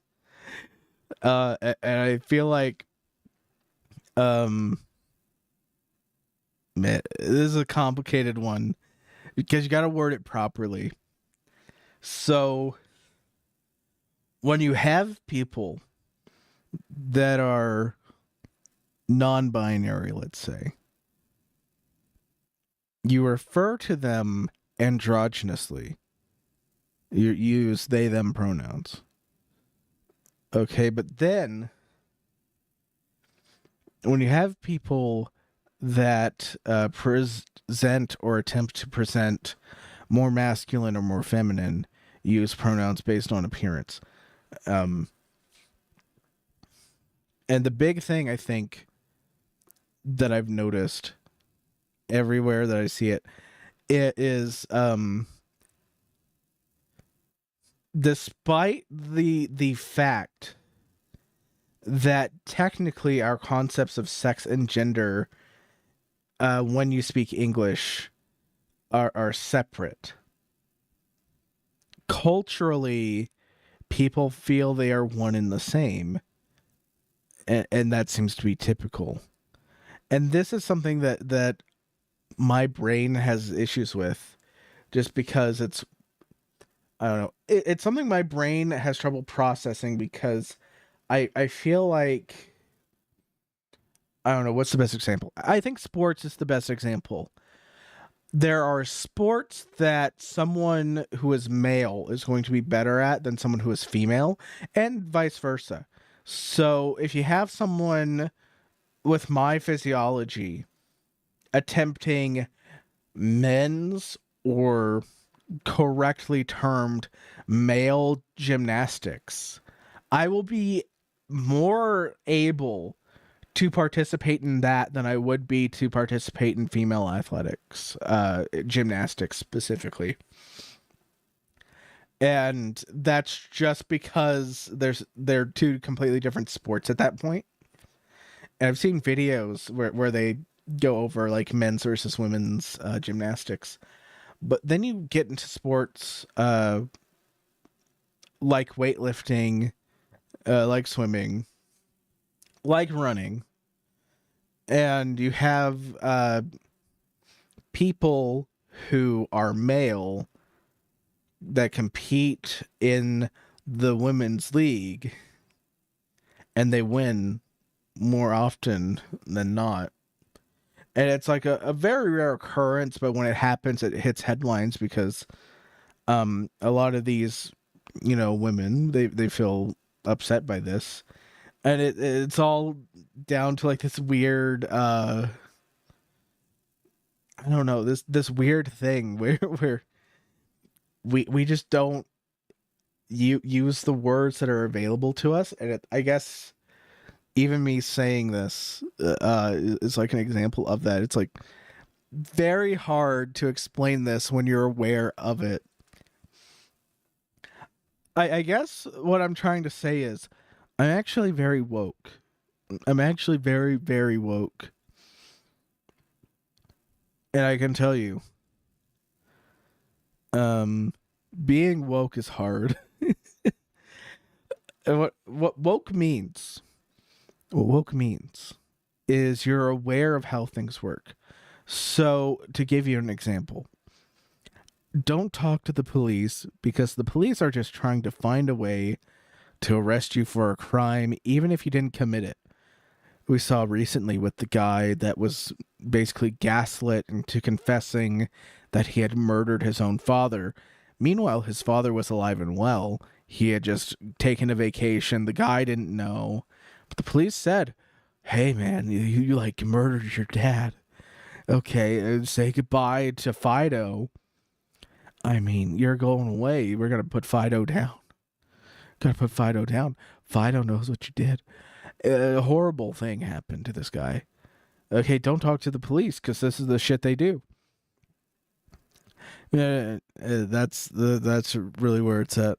I'm woke because I'm aware that's what the police are gonna try and do to me. I'm aware. That's why I will avoid conflict with the police. In the same way that I'm aware of how these dynamics that I'm thinking of work.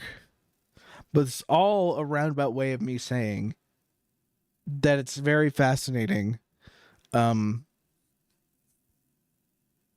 when looking at foreign media, where it is very clear the idea of being male and female is tied directly into being a man or a woman, versus the culture I'm in, where that's technically the culture, but our language is structured in a way where technically those two things are separate.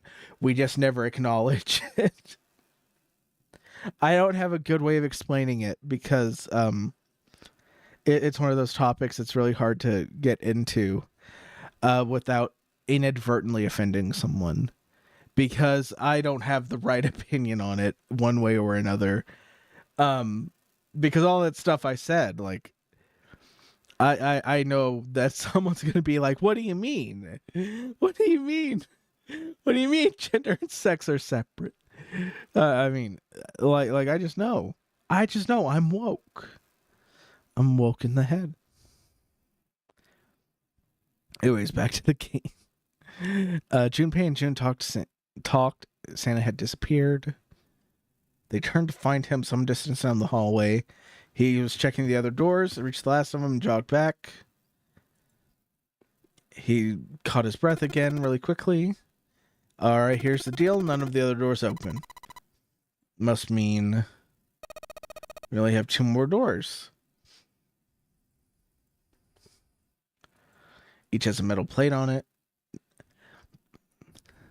B92, B93.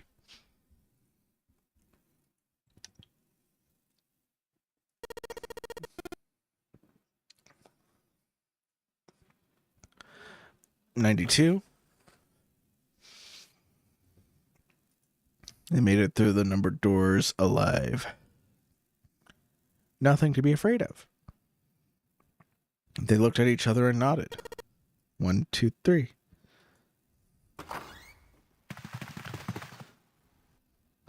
New rooms. Excuse me.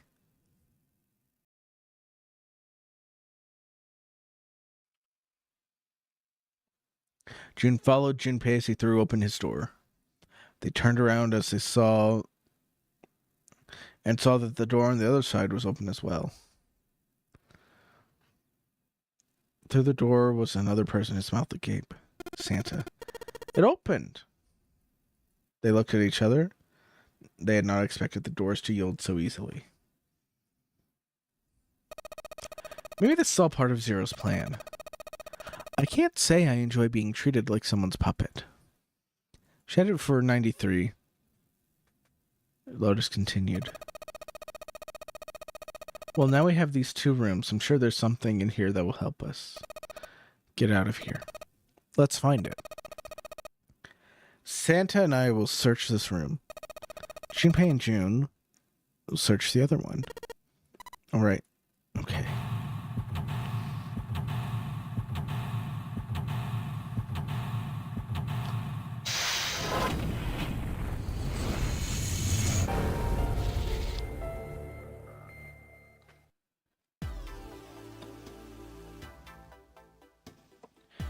A new puzzle has been unlocked.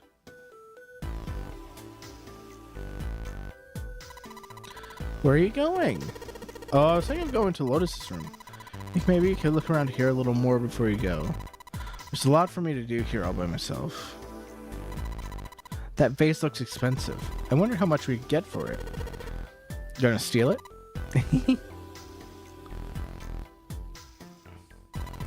This is kind of a weird looking picture. Do you think it's an abstract painting or something? It looks like a demon with an elephant nose, sucking on a human being's brain. Where did that come from? What's her brain made of? Can't say I'd mind finding out a little bit more about what goes on in there.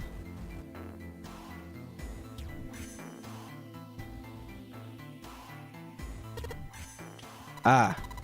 What are you doing? We don't have time to be relaxing on the sofa. Matches.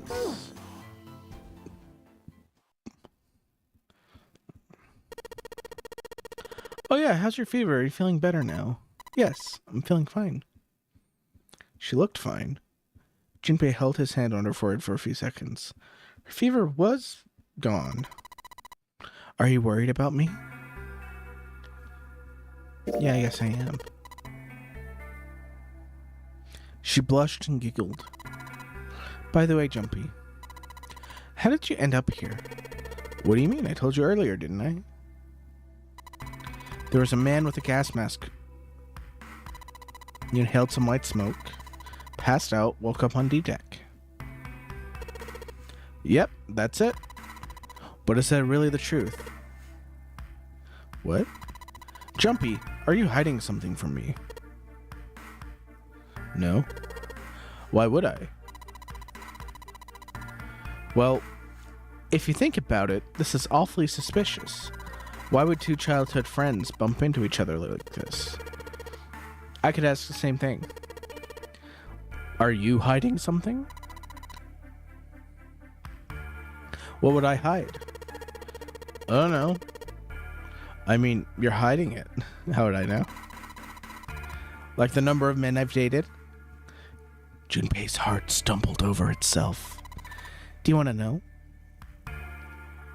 He had to admit, he was a little curious. Don't worry. She smiled at him. Only 18. Times 0. I guess I just haven't met Mr. Right yet. June looked a little embarrassed and scratched the back of her head in a desperate attempt to seem nonchalant. Junpei coughed quietly in much the same way. Anyway, I'm not hiding anything. Just like you, Jumpy. When I woke up, I was on D-deck. You do have a point. I mean, why did Zero pick us? We haven't seen each other since elementary school. She nodded for a few moments, then had the faraway look of someone deep in thought. Look for what connects the victims, and that will lead you to the culprit. Do you remember Seven saying something like that? Yeah, I do. So? Well, that's what I'm saying. I think this all must have something to do with a certain classmate of ours. Got any ideas who it might be? No, nothing. Oh. Well, if it had something to do with our school, then it could be one of our teachers, or maybe the principal. Or the janitor, or the lunch lady. No, I can barely remember any of them. I know.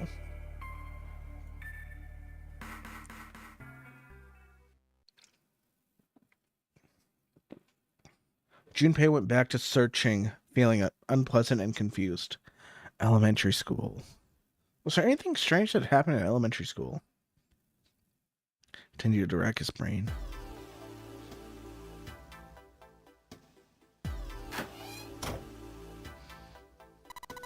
It's a bottle with water in it. This is a bedroom. Probably have it there because your throat always feels dry when you wake up. You know? My throat's dry, but I think that's because I'm a little nervous right now. We did run a lot, so we're kind of sweaty. Hey, Jumpy. Want to take a shower together? Whoa! Just kidding. Too late. Too late to take it back. My brain's already working out the picture. My throat was dry already. This sure isn't helping. Wooden cupboard. There are cups inside, surprising no one. Light blue blanket with some designs on it. Someone's made the bed. Or at least never unmade it. There's only bed sheets under the blanket, nothing exciting. Look, there's two pillows right next to each other. Guess it's a double. What's up? You're turning red. Is her fever back? Hey, are you alright? Do you need to lay down for a minute? I'm fine. I think it's a little early for that. Huh? Seriously, are you okay? Alright then. This isn't a painting. Is it a map? Looks like a map of the ship's interior. Great find. It'll be useful. Let's take it with us. Now possible to use map screen. Map screen can only be viewed during story sections. Different function from the bird's eye view mode. While on map screen, you can examine the map with the ship's floor plan, which you will acquire over the course of the story. Bottom menu to open the menu, the map menu, blah blah blah blah blah.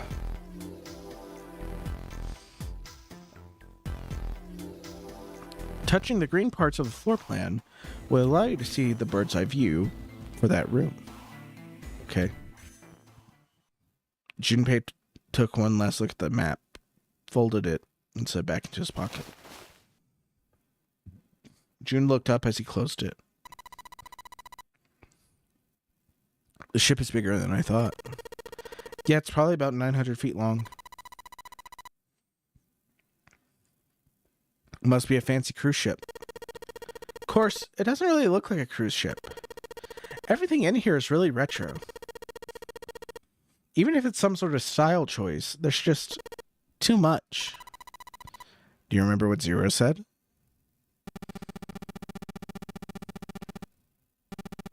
The Titanic sank once. It remained afloat for 2 hours, 40 minutes.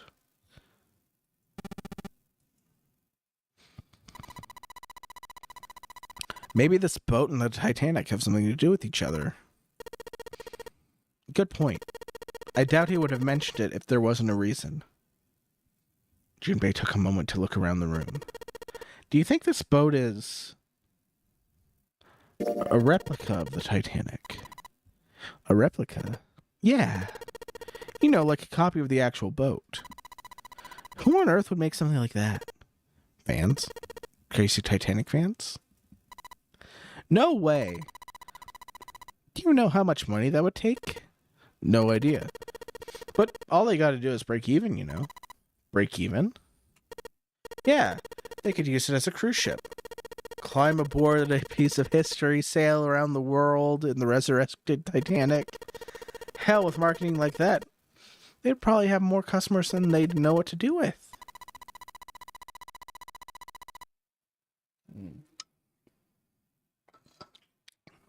Would anyone want to sell on a ship with an ominous past? The site of one of the worst accidents in history. 1,500 people dead. I wouldn't be surprised if you get cursed just for going. A curse, huh? Jumpy, do you believe in that sort of thing? No curses and stuff. I do.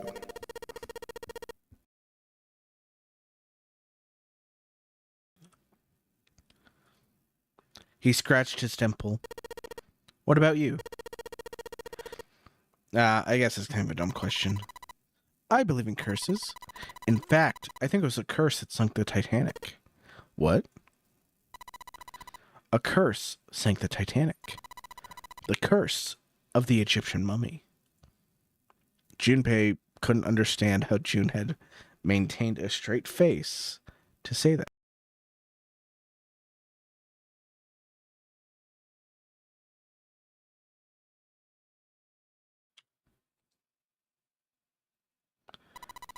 Supposedly, the Titanic carried the mummy of the priestess Amun-Ra. It was stolen from a pyramid. They say that mummy had a history. everyone involved with it died mysterious deaths.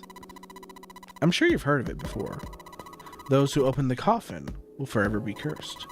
Haven't you heard that?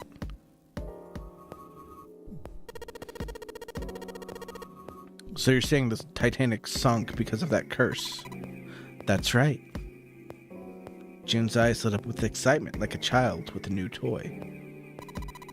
The mummy, the priestess, supposedly she was special. What do you mean? Well, supposedly she was really pretty. Pretty, yes. But she was a mummy. That's right. She wasn't all shriveled up or rotten or anything. She looked like she was alive. I get it. Is that a thing? I don't remember the name. Where your body turns into some kind of wax? If a dead body is put in the right sort of environment, the fat in it turns into something like candle wax, right? And saponification. But that's not what it was. That's not it. She wasn't wax. Then what is it? They say she was frozen. What? Frozen. That's right. The whole body was frozen solid. You know how a human body is more than 60% water? Well, all that water was frozen. The story says that from the time of its discovery all the way to when it went into the Titanic, and even though it was carried through the desert, her body never melted. June and Junpei talked a little more, then went back to their investigation. But even as they did, his mind went back to what she told him. Ice that wouldn't melt even in the desert. Could such a thing really exist? No. Even if it did, it wouldn't really be ice anymore, would it? The more he thought about it, the more his head hurt. Like he'd eaten his ice cream way too fast.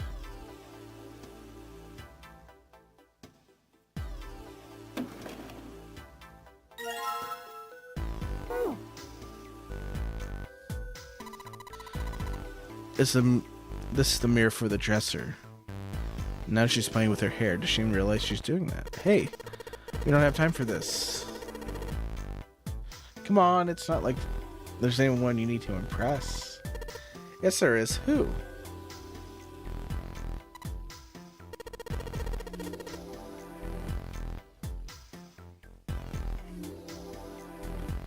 What? Why are you so quiet all of a sudden? Forget it, Jumpy. Great.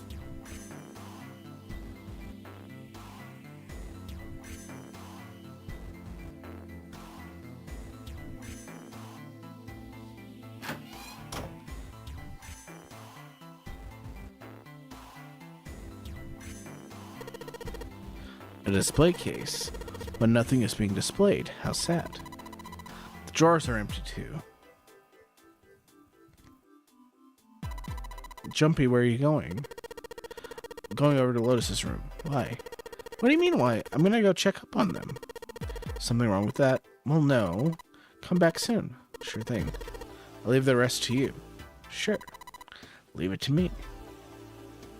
Off to the other room.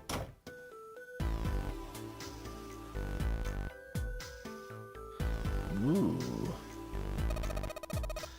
Candle with a candlestick. Might come in handy.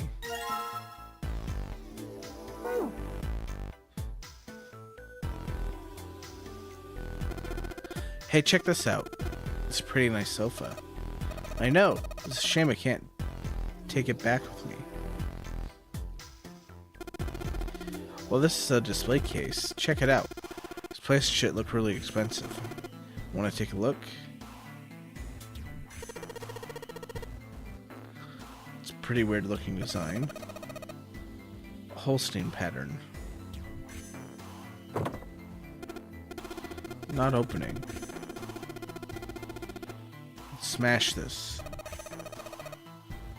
Don't think that's gonna work. It looks like tempered glass. I don't think throwing a table at it is going to break it.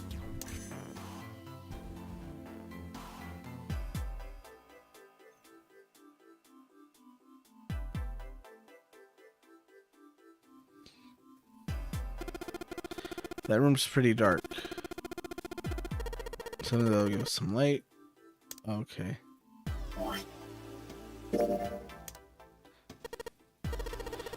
Combine these together.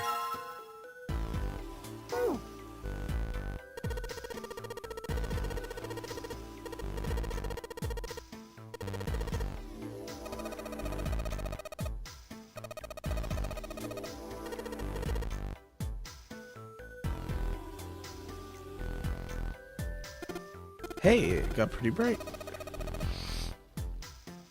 We can look around a little. Alright.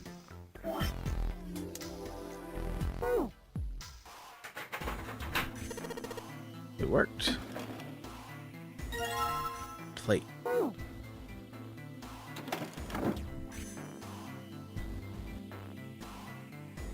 There's a picture of an old cruise ship. Is it the Titanic? Curtain. Anything under the blanket? Nope. 2 pillows and a pile. Oh. Pile of pillows. Is that supposed to be some kind of joke? Calm down. What the hell? It just got dark all of a sudden. Maybe the candle got blown out. We should go see. There's a candlestick covered in melted wax on the dresser. Hey, what's this? The top of the candlestick looks kind of weird. It's all bumpy.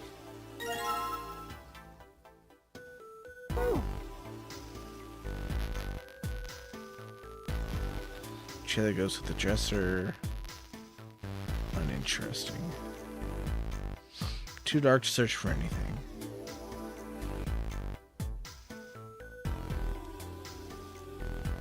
There's glass stored in the display case. It's locked tight. I can't get it open. Key, huh? Oh, yeah. See if the candlestick key will do anything. Yeah, it opened. Alright, pull that shit open. Plate. Got a minute? Take this. Looked like a bookmark. Had a 4-leaf clover on it. What's this? I found it between some of the cushions on the sofa. Pretty sure it ain't gonna be any help to us, but I figured we might as well hang on to it. Why don't you hold on to it? You know, what I hate most in the world, I got 4 things. Hope, faith, love, and luck. Damn straight. You hate these things? Yeah. You got a problem with that? Not really, but... Junpei tried to figure out how to best phrase what he wanted to say. What does a bookmark have to do with any of that? Santa scratched his ear awkwardly. See, each leaf on the 4-leaf clover has a meaning to it. That meaning is pretty much those 4 words. It's like a flower language. Well, I guess it's not a flower, is it? So a leaf language. You could call them leaf words. Try to look at the bookmark. Hope, faith, love, luck. You should take it, okay? Just touching it gives me the creeps. Just please take it, alright? He pretended to shiver with disgust and shoved the bookmark into Junpei's confused hands.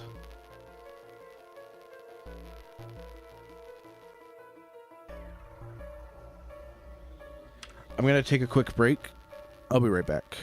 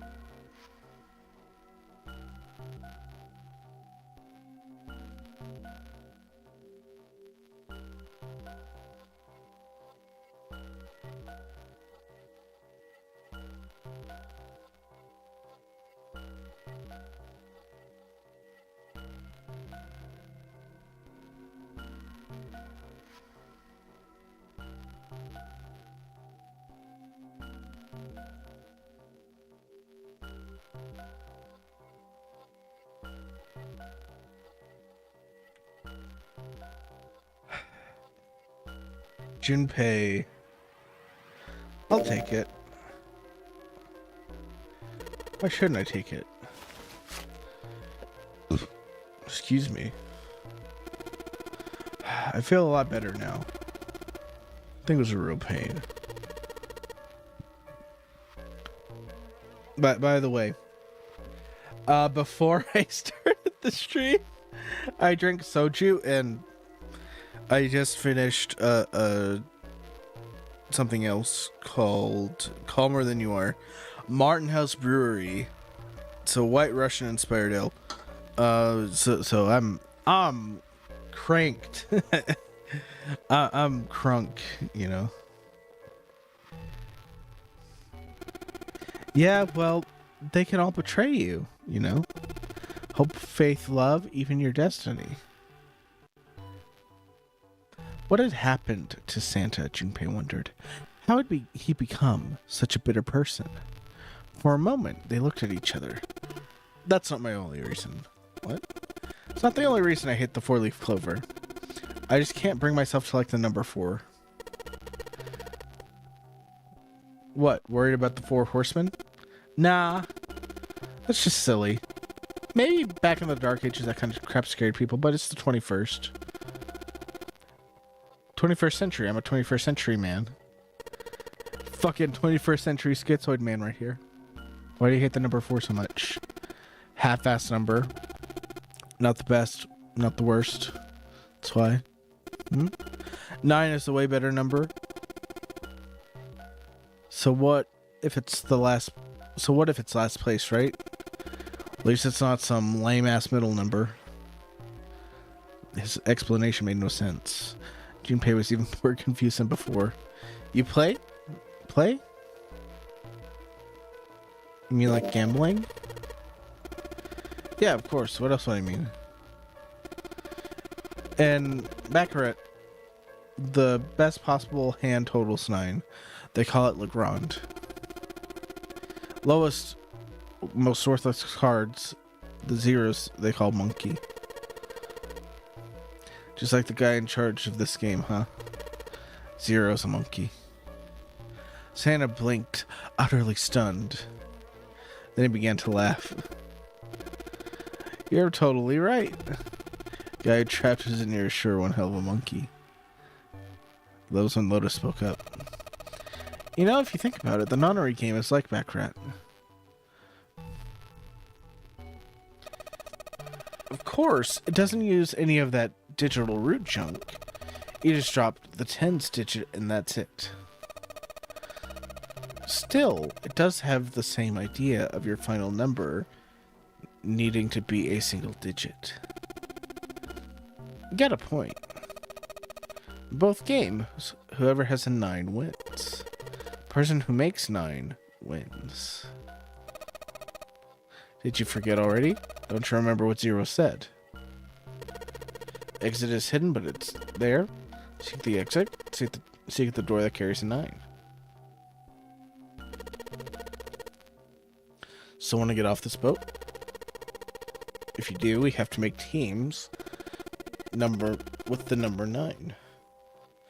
And the only people in that team, only the people in that team are going to make it out alive. Of course. That's why it's called the nonary game.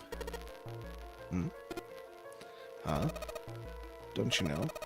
Nonary is derived from 9 or base 9. Latin prefix nona, which means 9. While we're at it, the prefix for first is uni. You know, like the unicorn. A horse with one horn. Second is bi, like binary. Binary is composed of 2 parts. Tri is 3, like trio, temple, and triangle. Get the idea. That you have quart, quinti, sext, septim, and so on. Prefix for 8 is octo, like octopus. It's because it has 8 legs. Get it? I see. So then nona means 9. Lotus nodded.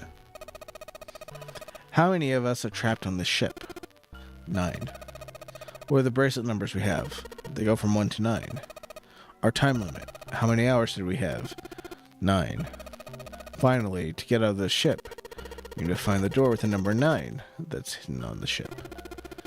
By making a team with a digital root of 9. There you have it. The number 9 is everywhere in this game. It's got a real theme of number 9s for this whole thing. No wonder it's called the nonary game.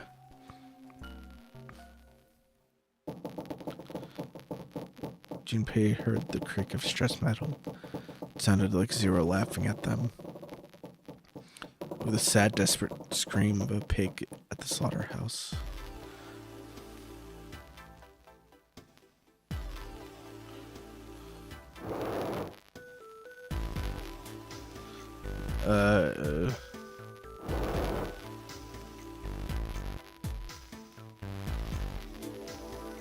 Valuable base. Looks empty.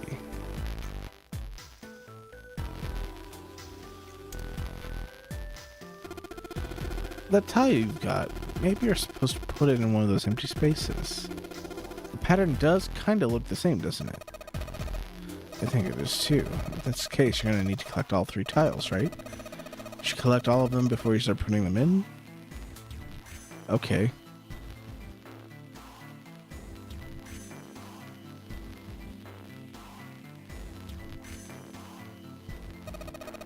Mirror for the dresser. Nothing weird about it, though.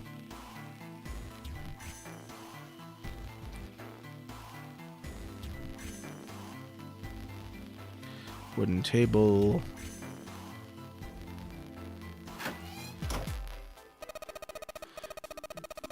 Curtain is covered in these square tiles.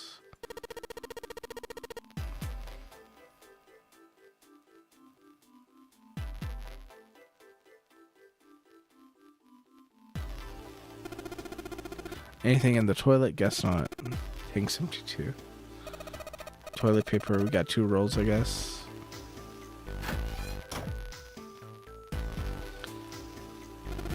What's up? You're going back already? Well, I can't just leave June there all by herself. Think you're her knight in shining armor or something?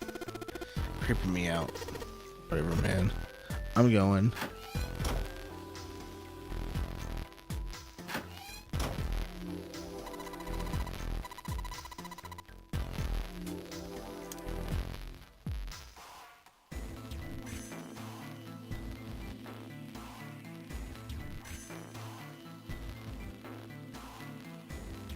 Shower head. Knob. Turn them. No water. Might be something on the shower curtain. Maybe. Let's try closing it.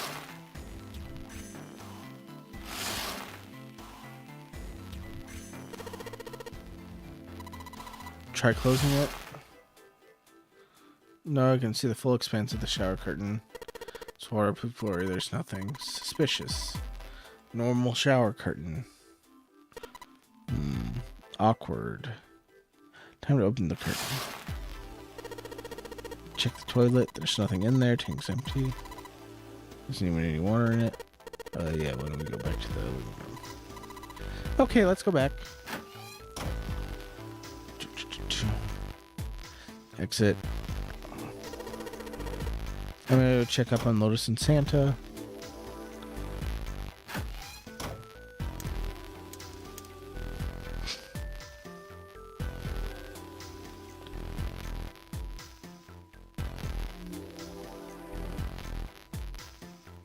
Curtain rod running along the ceiling. Let's put the shower curtain on those. Let's try spreading the curtains.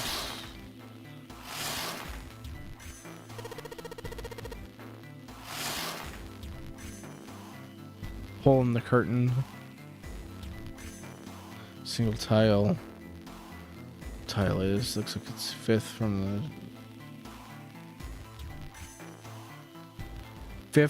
the top and 3rd from the right.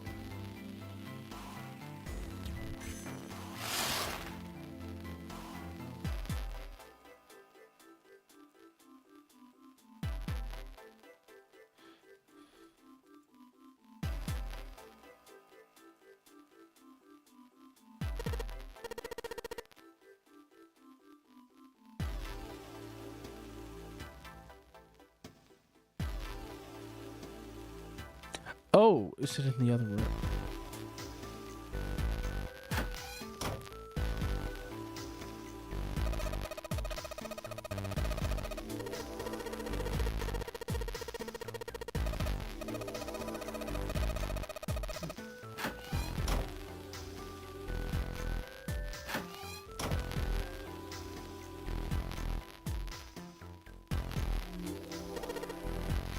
Yep, this one's loose. I can get under this with my nails, I think. Yeah, we have all 3 tiles now.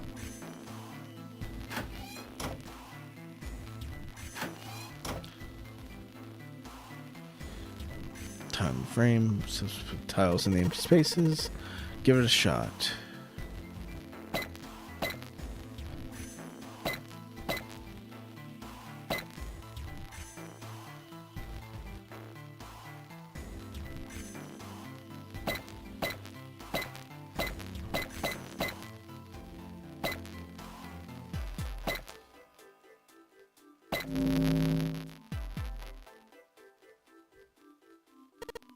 Yes, I did it.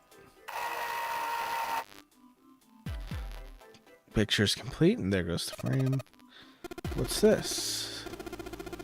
Pretty obvious, isn't it? A hole in the wall. Like a hidden safe or something, you know? Let's take a look. There's something inside. The key, the Mars key. Junpei messed around a bit with the key he had and looked blankly at the picture that stood down. What's the deal with this picture anyway? Santa had only been mumbling to himself, but it drew Lotus's attention. She looked at the picture and paused. I think I've seen this picture before. Where? In a book. There's a British biochemist named Sheldrake. It's a rather interesting theory. Saw this picture in his book. What's his theory? Morphogenetic field, which relies on the theory of morphic resonance. Oh man, just listening to you talk gives me a headache.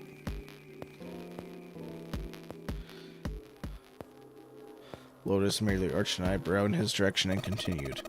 It's not a difficult concept to grasp. In essence, he states that the shapes of living organisms and their behavioral patterns are, transmitted through a field not visible to the eye. What part of that isn't difficult exactly? Lotus did not look pleased. How about this? The theory of the telepathic mechanism.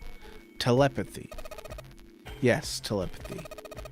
Perhaps not exactly telepathy, but it is close enough for a simple approximation. Santa suddenly burst out into laughter. Are you serious? Telepathy? Who do you think we are? Kids from the 70s?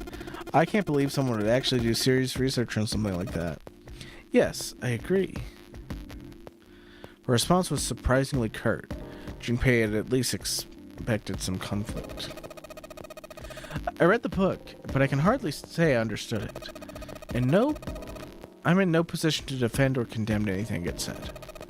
It was probably just someone latching onto a statistical outlier from some study and turning it into a ridiculous theory. There's no scientific merit to any of it, I'm sure.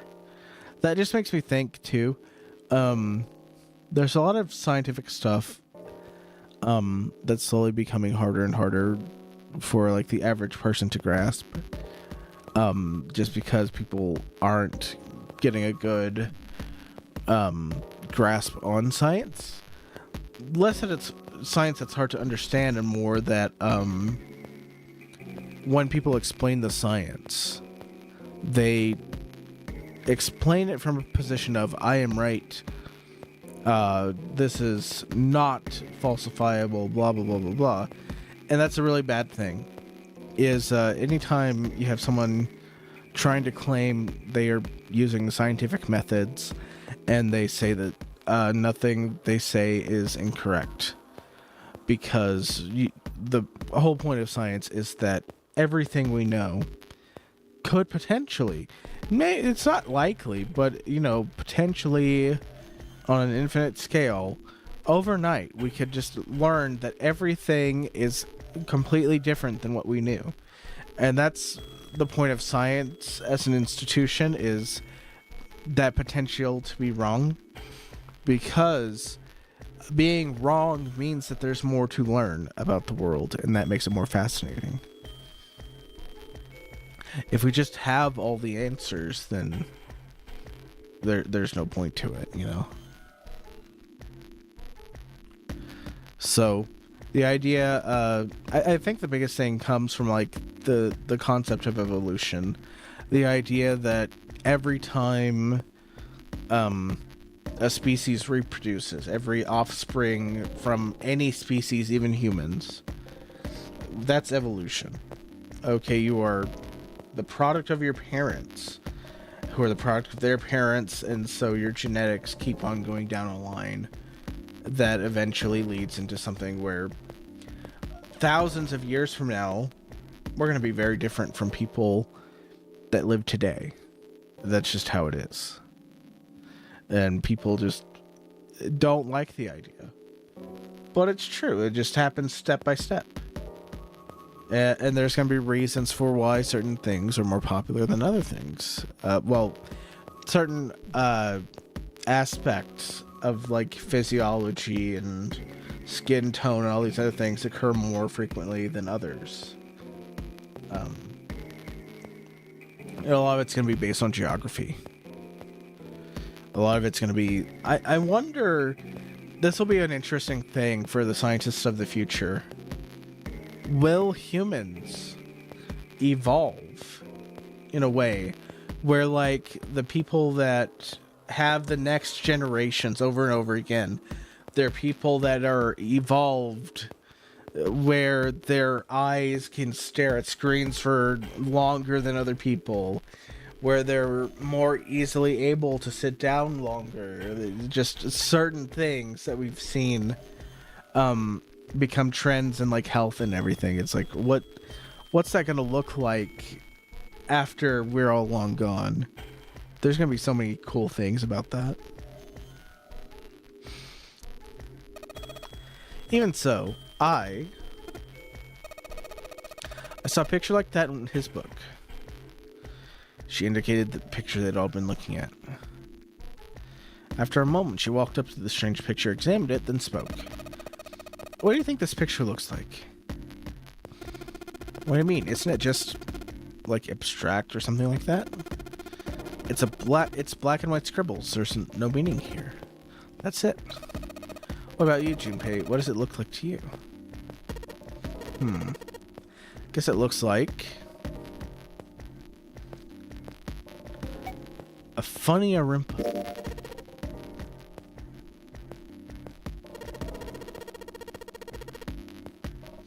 I mean, this totally looks like one. Here and here.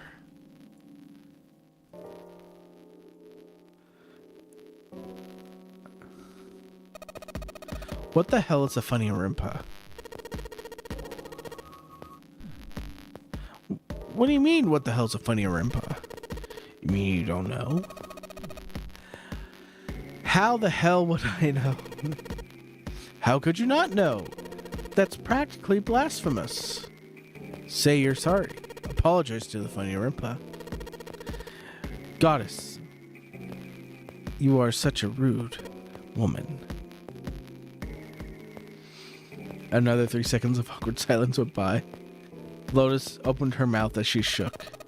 Junpei, are you screwing around? Forget it. I'm just gonna tell you. This is a dog. See? Like this. Lotus pointed out the picture of the dog. Looked as though she had a point.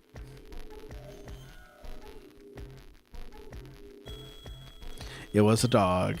Santa nodded in agreement. So, now that we know it's a picture of, I don't see how that helps us. Lotus nodded and began to speak. A TV show from Great Britain did an experiment once. They took 2 similar pictures. Both of them were difficult to identify initially, but once you figured out the answer, you couldn't see it as anything else. The first picture was a woman wearing a hat. The other one, to make it easier, it was this picture of a dog. So, their experiment. First, they sent the pictures to other parts of the world where British radio and television didn't reach. To Ireland, to the US, Africa, Europe, etc. Then in each country they gathered test subjects. All in all, there were roughly 1,000 people. Those 1,000 people were shown the 2 pictures, asked what does it look like. The results in and of themselves were not terribly interesting. Most people saw the lady in the picture.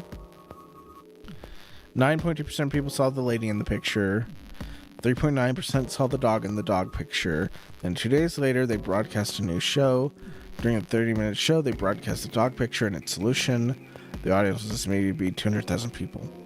After the broadcast, it could be assumed that the number of people who knew the solution to the dog picture totaled 200,000 people. Another 2 days passed, and they gathered a number of research subjects in areas where British TV and radio did not exist. This time, they were only able to find a sample of roughly 850 people. Naturally, none of them were people who had participated in the first test. They were, however, given the same test, same 2 pictures. Results were shocking. 10% of the people saw the lady in the lady picture. The previous test had yielded 9.2%. The success rate did not change significantly. The dog picture, however, produced a different result.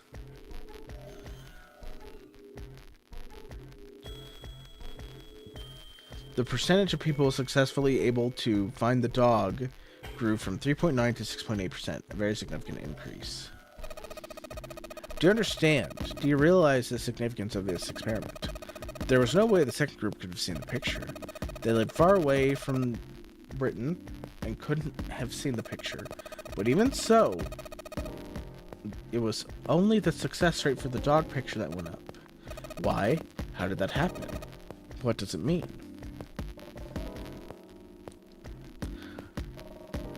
She looked nearly possessed, as if there was something manic about her manner. Santa took an involuntary step backwards. Junpei didn't budge and stared straight into her eyes. Does this have something to do with that field or whatever it was you were talking about? A field not visible to the eye. So if more people know the answer, then that information will pass through the field. Psych! Her manner suddenly shifted, and Lotus smiled broadly at Junpei and Santa. She waved her hand dismissively, doing her best to laugh the whole confrontation off. I was only kidding. You really shouldn't take me so seriously. Well, I mean, the things I just told you about are true. They really did happen, but the results of that experiment really aren't anything to go by. They could have easily falsified them. In the end, I'm sure they were just in it for the ratings. They are a TV station after all. At last, it seemed Santa had gained control of his composure. Right. Man, I gotta admit, you had me going for a minute. I really thought you were serious. Of course not. Like I told you before, it's all just pseudoscience. Okay, right. Santa and Lotus laughed and gave one another jovial clasps on the shoulder. Junpei, however, did not feel like laughing. Something felt wrong, unclear. Alright, enough nonsense. We've got the key. Let's get out of here. Word. Lotus and Santa walked away from the picture, but Junpei stayed, staring at the picture of the dog. A field not visible to the naked eye. The morphogenetic field. The more he thought about it, the more his head hurt.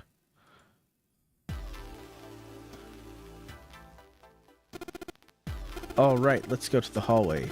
I'll get June. You guys head to the door. Roger. Roger, Roger. Yes, it unlocked. Good job, Junpei. Good, now we can get going. Come on, what are you guys standing around for? Let's get out of here. Let's go. All right, let's go.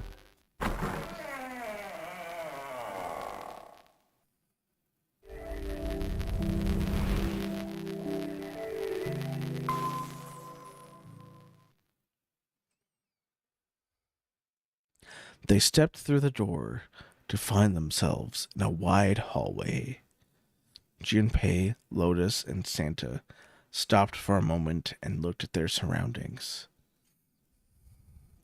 A short distance away, a metal grate extended across the width of the hallway. They took hold and shook it, but it refused to move. Nearby was a pair of elevators. It took only a few button presses to determine they would not respond to their efforts. They could only assume the elevators were not powered. There was only one door left.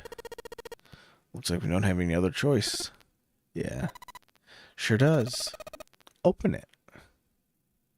Junpei grabbed hold of the knob and quietly pushed the door open. He entered slowly, trying to take in as much of the surroundings as he could. The others followed shortly. It's a kitchen. Santa did not look pleased. What were you expecting? Isn't it obvious? The exit. I was hoping this would be the way out of here. You really think it would be that easy? I know, still. Lotus headed deeper into the room, till at last she stood in front of a door.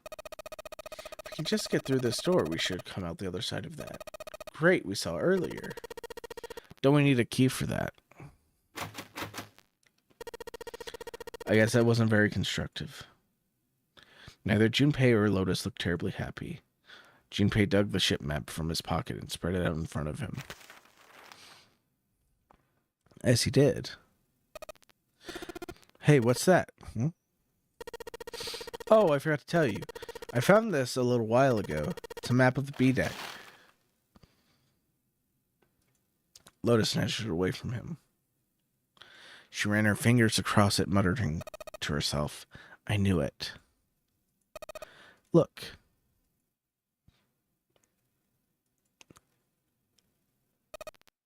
See? We came in here, and if we got out there, if we go out there, we'll be on the other side of the grate. Lotus traced a path on the map with her finger. She was right. Satisfied that she had been correct, Lotus folded the map and handed it back to Junpei. He took it and slid the valuable paper back into his pocket. There's a card reader on the right side of the door. That means the key card is somewhere in here, right? Most likely. All right, we know what we need to do then. Let's get moving. First off, I say we split up and look for clues. Okay.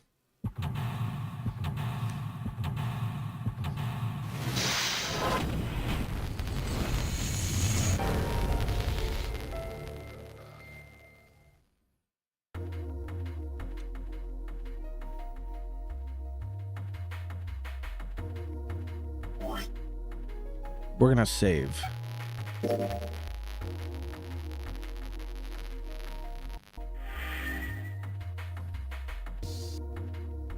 All right, that is the end of this stream. Thank you for watching. Thank you for stopping by. I hope you had a good time. I will see you in the next one.